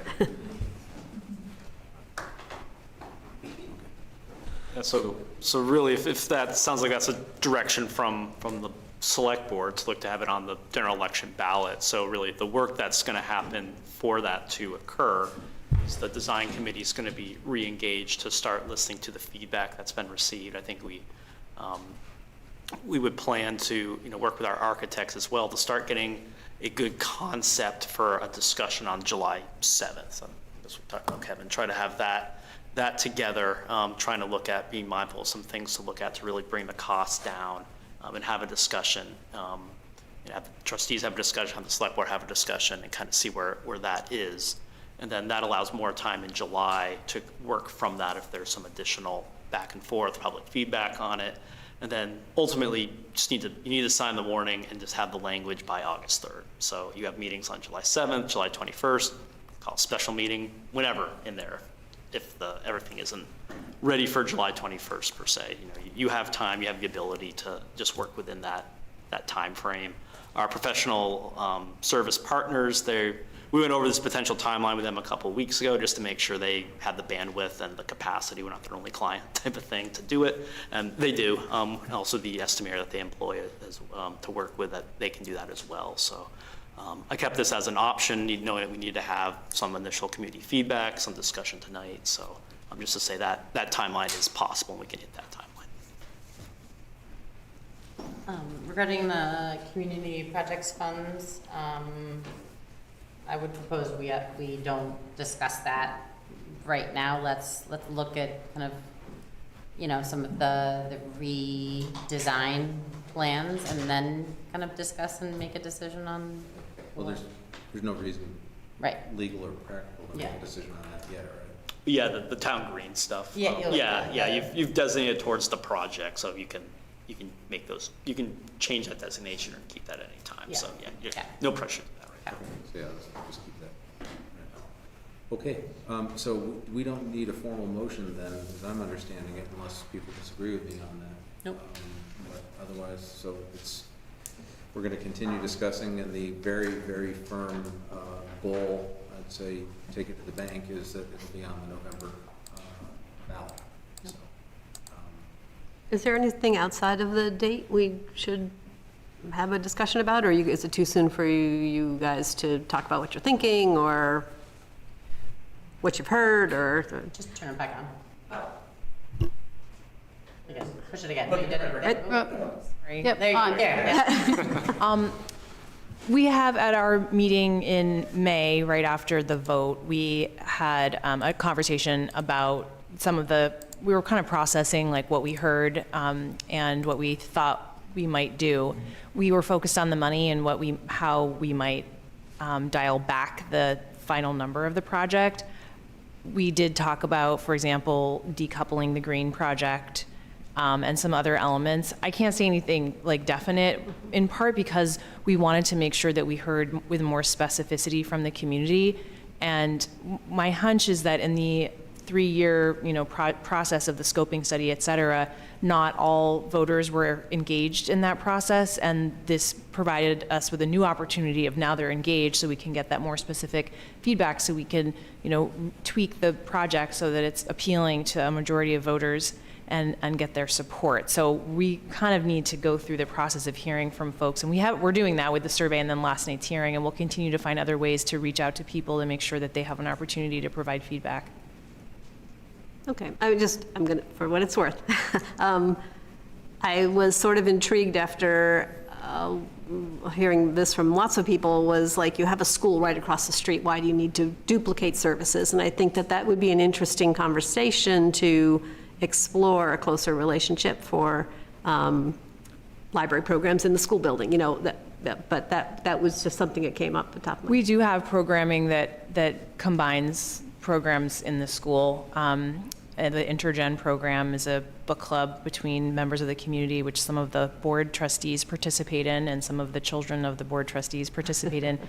So we definitely have that, but there's a lot of restrictions with the school. I know, I used to have that job, but that's what I mean, is that it might, so you know. it might take some work. That's my point, is that, Yeah, you know, it's tricky, but we do that. We partner, and the librarian at the school is obviously very close friends with. Yeah, the one I'm familiar with is the school kids come to the library. I'm talking about the other direction, the library taking programming into the schools to use that space as opposed to having to build space right across the street. That was just one thought I had. The other thing, I just honestly was surprised at the intensity of feeling about the town green. I mean, honestly, I've like, oh, the town green's beautiful, and I love the new plan. It's going to make it prettier. But a lot of people were like, don't touch the green, and that also and then parking. So I think we're going to have to put that aside to talk about the town green. But the parking one got me too. I'm like, it's not that bad. Unless the buses are coming, you can back out of that. But a lot of people last night and other people I've talked to are like, yeah, they've got to fix the parking.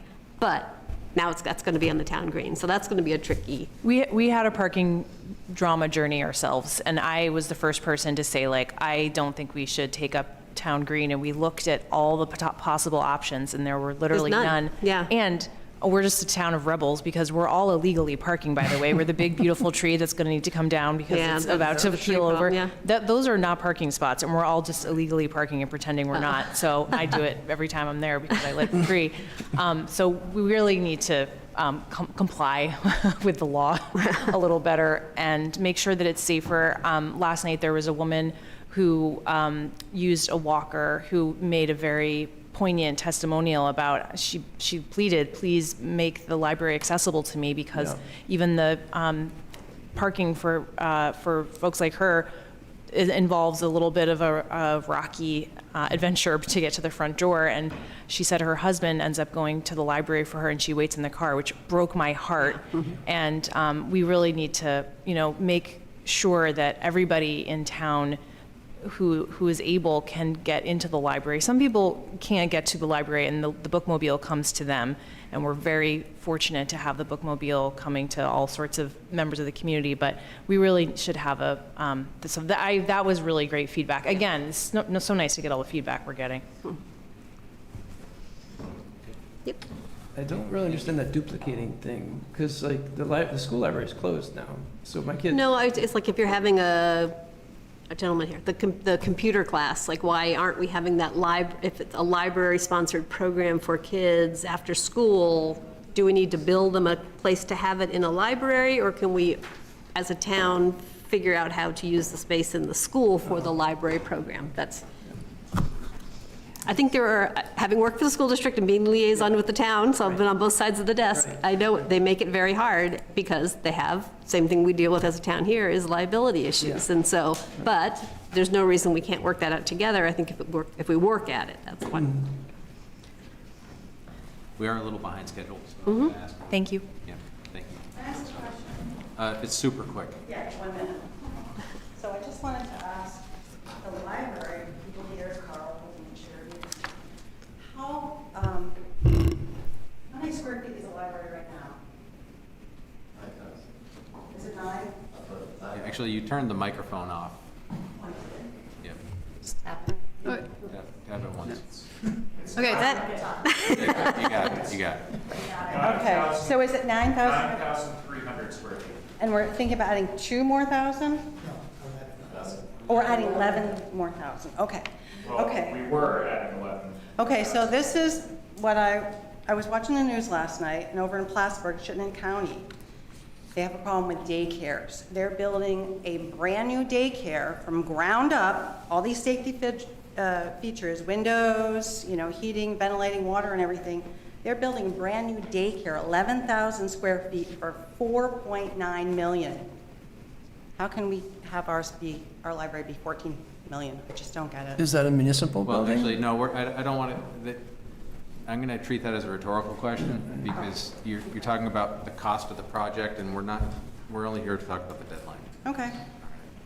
But I just want to bring that up. I just see that last night in the news. I would wager there is a valid response to that, but it's for another meeting, so. Go ahead. Okay. Do you want,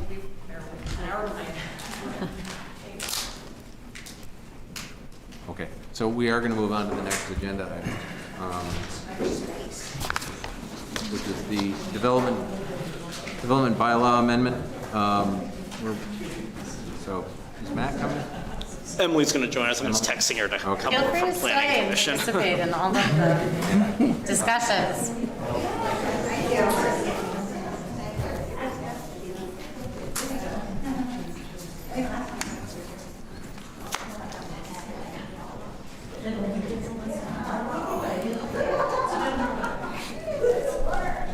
Can we approve pay bands or something? Sure. Yeah, let's move on. Go ahead. So we'll get them set up for that discussion. You've got later on your agenda the FY27 pay bands. What we do is increase those by our COLA in our budget, so they're increased by 3.4% for the ceiling and the floor. This serves as an appendix to the personnel policy, and we would just look for a motion to adopt those pay bands for FY27. Questions for Eric? I do have a question. Sorry, it'll be quick. How often are we reviewing our pay bands to make sure that they are accurate to the market? Yep. We worked with Hickok and Borman about 40 years ago for that, and then we've done ongoing market analysis with that, and that's something with Susan's role as HR director. I talked to her about continuing to monitor that. And we watch a lot too. The LCT classifieds is pretty active with a lot of openings, so we use that as a stepping off point to see where we are. So I'd say it's an ongoing review, and yeah, it's something we need to make sure we remain competitive. Absolutely. We want to keep our amazing town employees, so. How long, 4 years ago, is that what you said? I think it was in 2022. We used to have, we probably had like 15 grades, and we pushed them together more for what you have before you now. So now there's just these 6? Yep. Other questions for Eric? If not, a motion would be in order. I forget where we are. Yeah. Towards the end. You know where we are, someone? Move to amend Appendix N of the town personnel policy as presented. Second. Any discussion on the motion? Hearing none, all those in favor say aye. Aye. There were no nays. Motion carries unanimously. Okay, that will take care of item number 8, and then we'll come back to number 6, the development bylaw amendment. So I can tee this Yeah, up please as do. Emily gets set up. So following direction from the Select Board, the Planning Commission at its May 5th meeting took up a discussion around driveway widths in the Village Zoning District as a component of the current zoning bylaw amendment under consideration. As a result of that discussion, the Commission's recommended and transmitted an updated bylaw amendment with a substantive change pertaining to that driveway width component from the prior version. Emily will walk through that. So your question tonight is, this is a substantive change to consider. It would require a new public hearing should you like to look to incorporate that into the bylaw amendment, or you could move to adopt that hearing that you closed with the former version. But I'll turn over to Emily to walk through. Good evening, Emily. Good evening. So the original language in Chapter 13 was, quote, "In the Village Zoning District, the DRB or administrator may allow or require a reduction in the width per Table 13A, but no less than 12 feet for infill and adaptive reuse developments." Staff, we workshopped that statement and brought it back to the Planning Commission, and the Planning Commission added language to that statement. So it would be for infill and adaptive reuse developments where the DRB or administrator finds that the basic requirements of this chapter stated in 13.1 can be met with a reduced width, and where allowing a reduced width furthers the purpose of the village zoning district.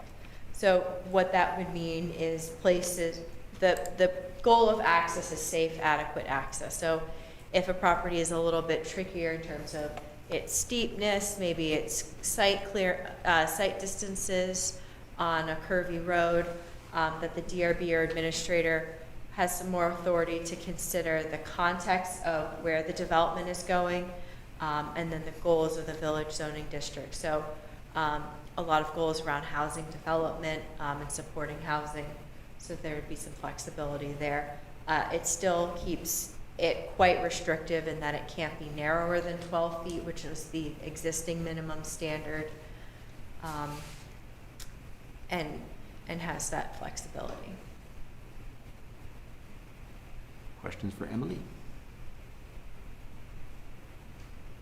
There was some discussion about what it takes to get a fire truck down a road. 12 feet is adequate for that, or down a driveway.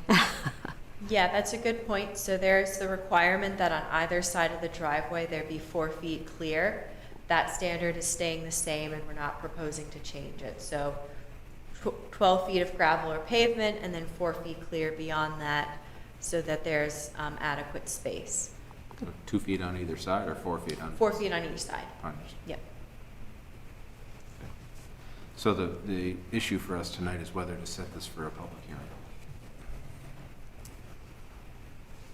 Are there other questions or comments? I don't mean.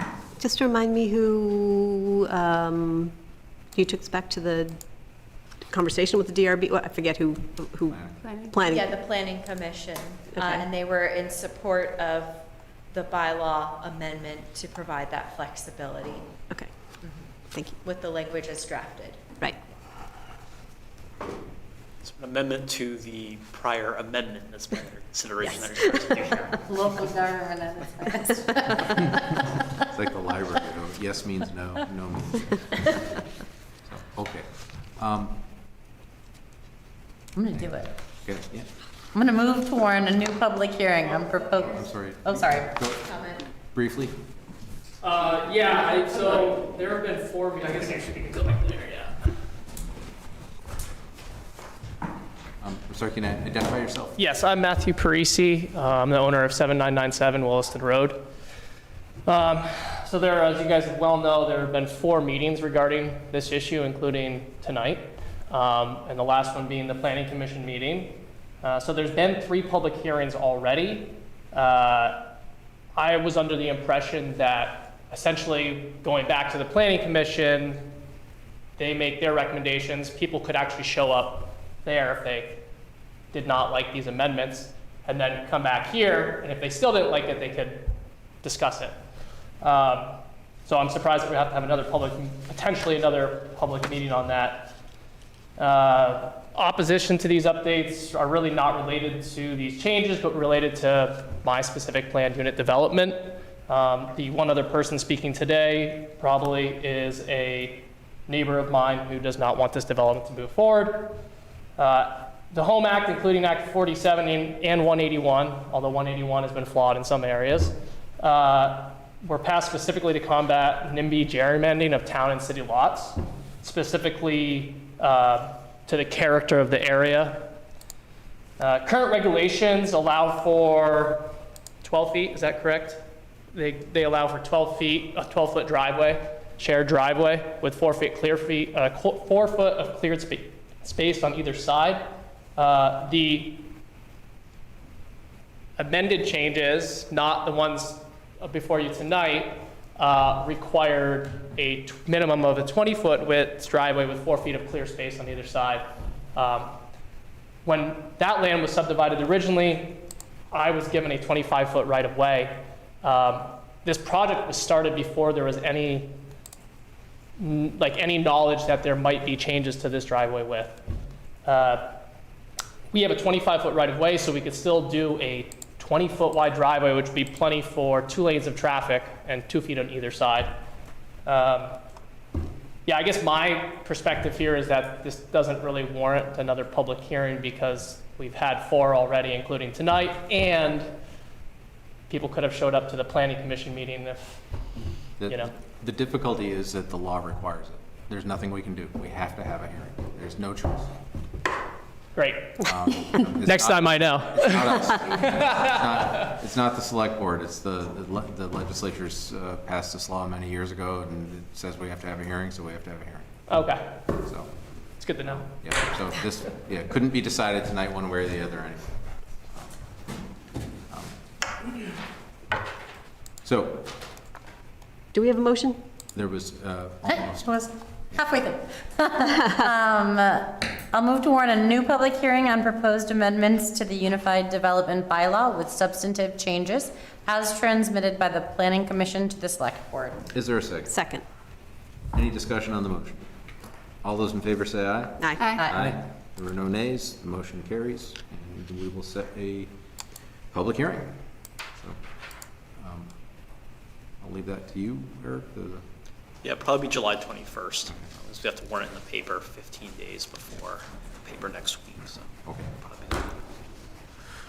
Okay, Thank you, Emily. so that will bring us to the next agenda item, fiscal year 2027 fee and rate schedule. Yeah, so it's June, so you get to adopt a lot of things for the coming fiscal year, and I'll turn to, Aaron did the staff work to get this together for the board, so I'll turn to her.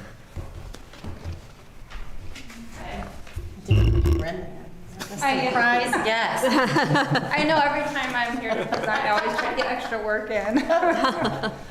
All right, so fiscal year 2027 user fee schedule and the planning and zoning fee schedule both went through their traditional departmental reviews, so that the department heads who have the most familiarity with the fees were able to weigh in and propose some changes or recommend any to stay the same.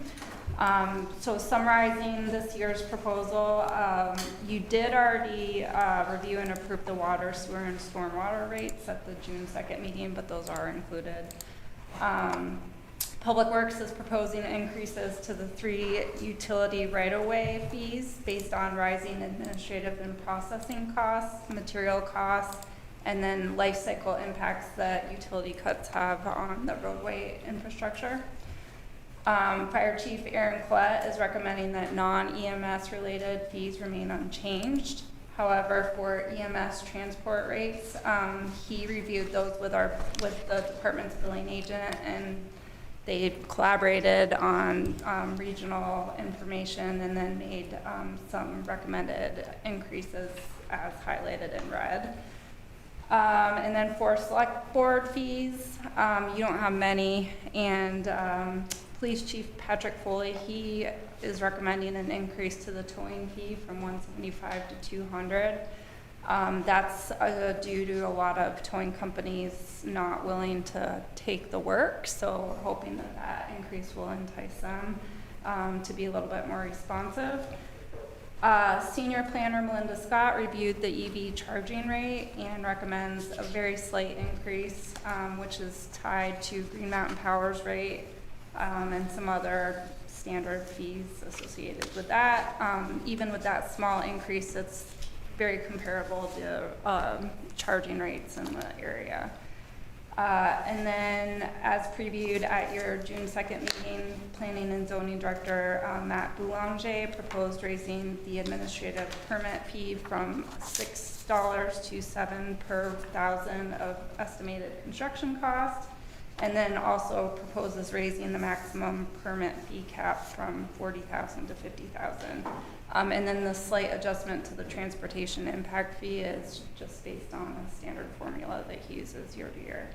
And happy to answer any questions you have. I try to make it a little more visual if there was an increase by putting it in red, so.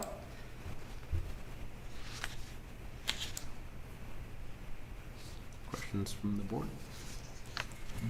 Clearly a lot of thought went into all of these fees, so. Yep.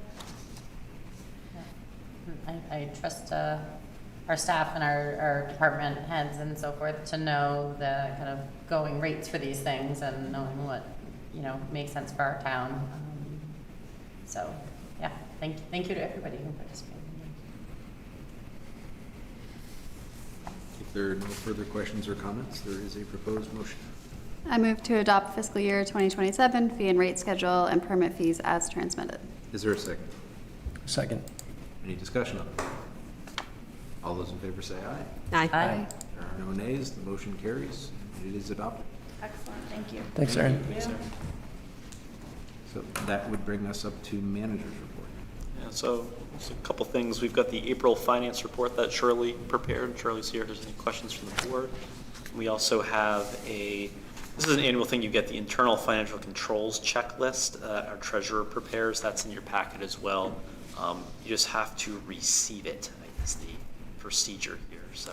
I don't mind I just don't mind just receiving it, but the same individual opening the mail and deposit checks that's kind of a no-no, so, and it continues to be a, yes, that's what we do, so I would just have that question for the staff to see if we can stop doing that.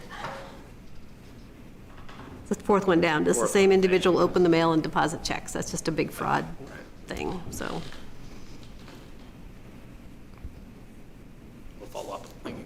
Yeah, just would like to know I would like to know a plan to fix that, if possible, which it should be.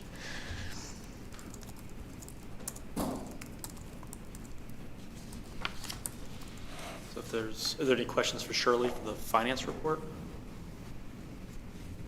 I assume you talked to Nothing. Shirley. I'll talk to Shirley.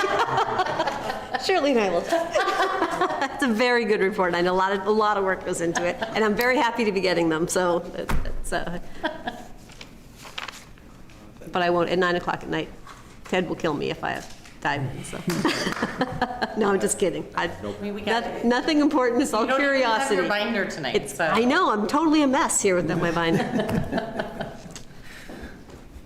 Okay, yeah, there's no motion required for this. Ted will have you sign it to attest that you were provided a copy of it as a board. Only thing I'll mention in my written report is Granite Transit O&D program, their final updates to trip parameters for FY27 are in place. I recall the board changed that to the 10 one-way trips, and we budgeted accordingly for that. I checked in with Melinda. When they set that, there was this question about vocational trip types, and it sounds like that's going to get moved to a different program through VTrans. I asked Melinda if we had a sense of what our user base might be for that, and if this would provide any negative impact or not. We don't understand if it will or will not at this point, so our plan is to monitor that, and if it is creating a negative impact in any way, I would bring back to the board to just include that within that 10 trip parameter as well. So we'll monitor that and see if there's any issue. Yeah, I would definitely, I would want to, if they're going to change people's ability to get to work, I would want to even potentially consider, I think the social trips and the vocational trips are different concepts and serve different purposes, so I would want to have a discussion. Yeah, there's a different pool of money through VTrans that my understanding would be utilized towards that program instead, so we're trying to understand how that's going to play out exactly, and if it creates that adverse effect, then we'll bring it back to the board to discuss that further. And then I was informed yesterday by Representative Burkhart that our charter change was signed by the governor yesterday. Hey. So that's gone through. So I'll have to follow up with the listers. I think it's 45 days from yesterday when the office will be officially eliminated per now the charter change. So to get Terry. yeah. We have the quorum of listers right now for grievances for the grand list, so we had done that knowing there would likely be this lag for that 45 days once the governor signed it. So we can approve a grand list here and you can set a tax rate in 2 weeks, so we're in position for that. That's all I have for manager's report. Okay. That would bring us to other business. Is there other business? I have one catering permit, AO2 Cocktails. It's Friday, July 3rd, Isham Family Farm, 85 attendees. It's a wedding reception. No objection from staff. We have requests for this venue. Questions? If not, motion? Move to approve. Is there a second? Second. Any discussion? All those in favor say aye. Aye. Motion carries. Anything else? No other business. No other business? Okay, that would bring us to final thoughts on items from this meeting. Are there any final thoughts on items from this meeting? The only one, which is the speaker who came at the 9.5 hours ago when we started this meeting. Do we want to take any action on that request?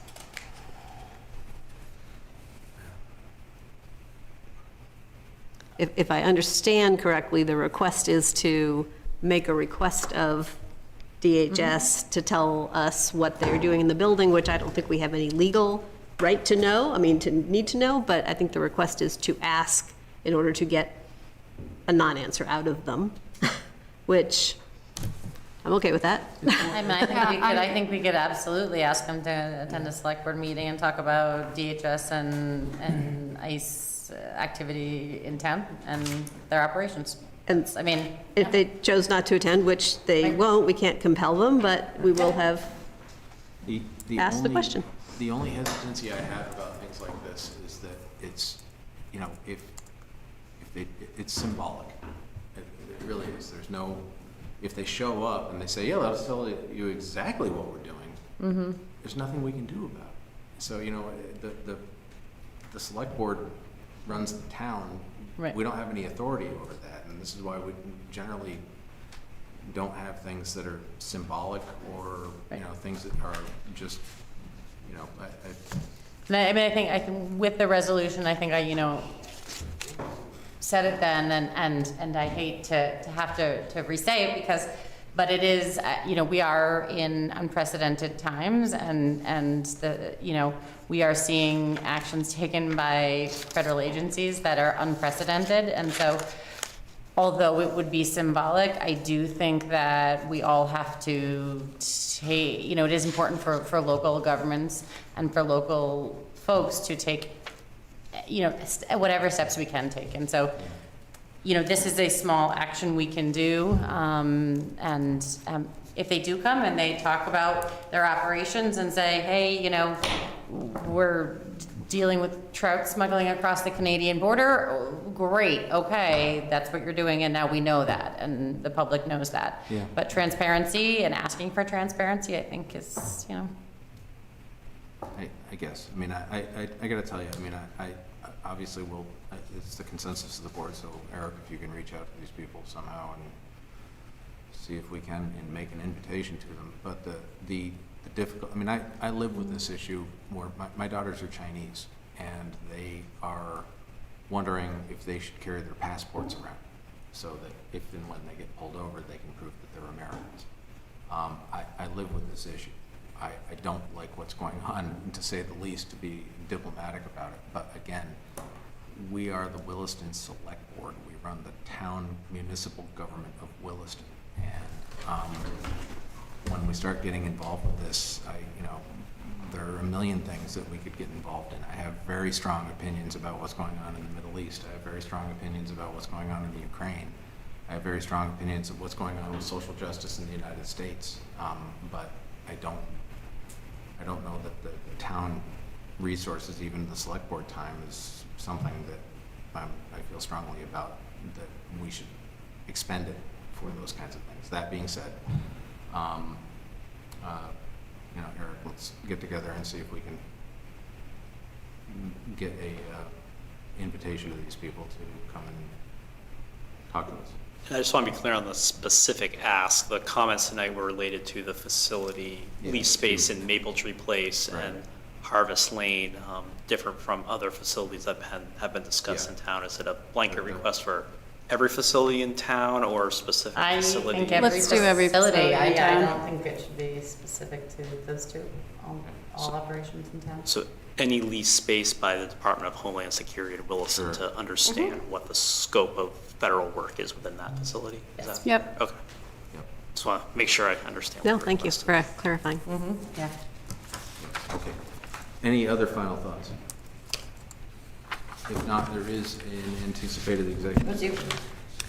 I move to find that premature public knowledge regarding a contract and a labor relations agreement with employees would clearly place the town at a substantial disadvantage, and further move that we enter executive session to discuss a contract and labor relations agreement with employees under Title I, Sections 313A, 1A, and B, and invite Senior Planner Emily Hayman to join the discussion about a contract and Town Manager Eric Wells to join both discussions. Is there a second? Second. Any discussion on the motion? All those in favor say aye. Aye. We are in executive session, so we're going to go into executive session. We are not going to take any substantive action, so that will conclude the public part of the meeting. And so, subject to our executive session, we are adjourned.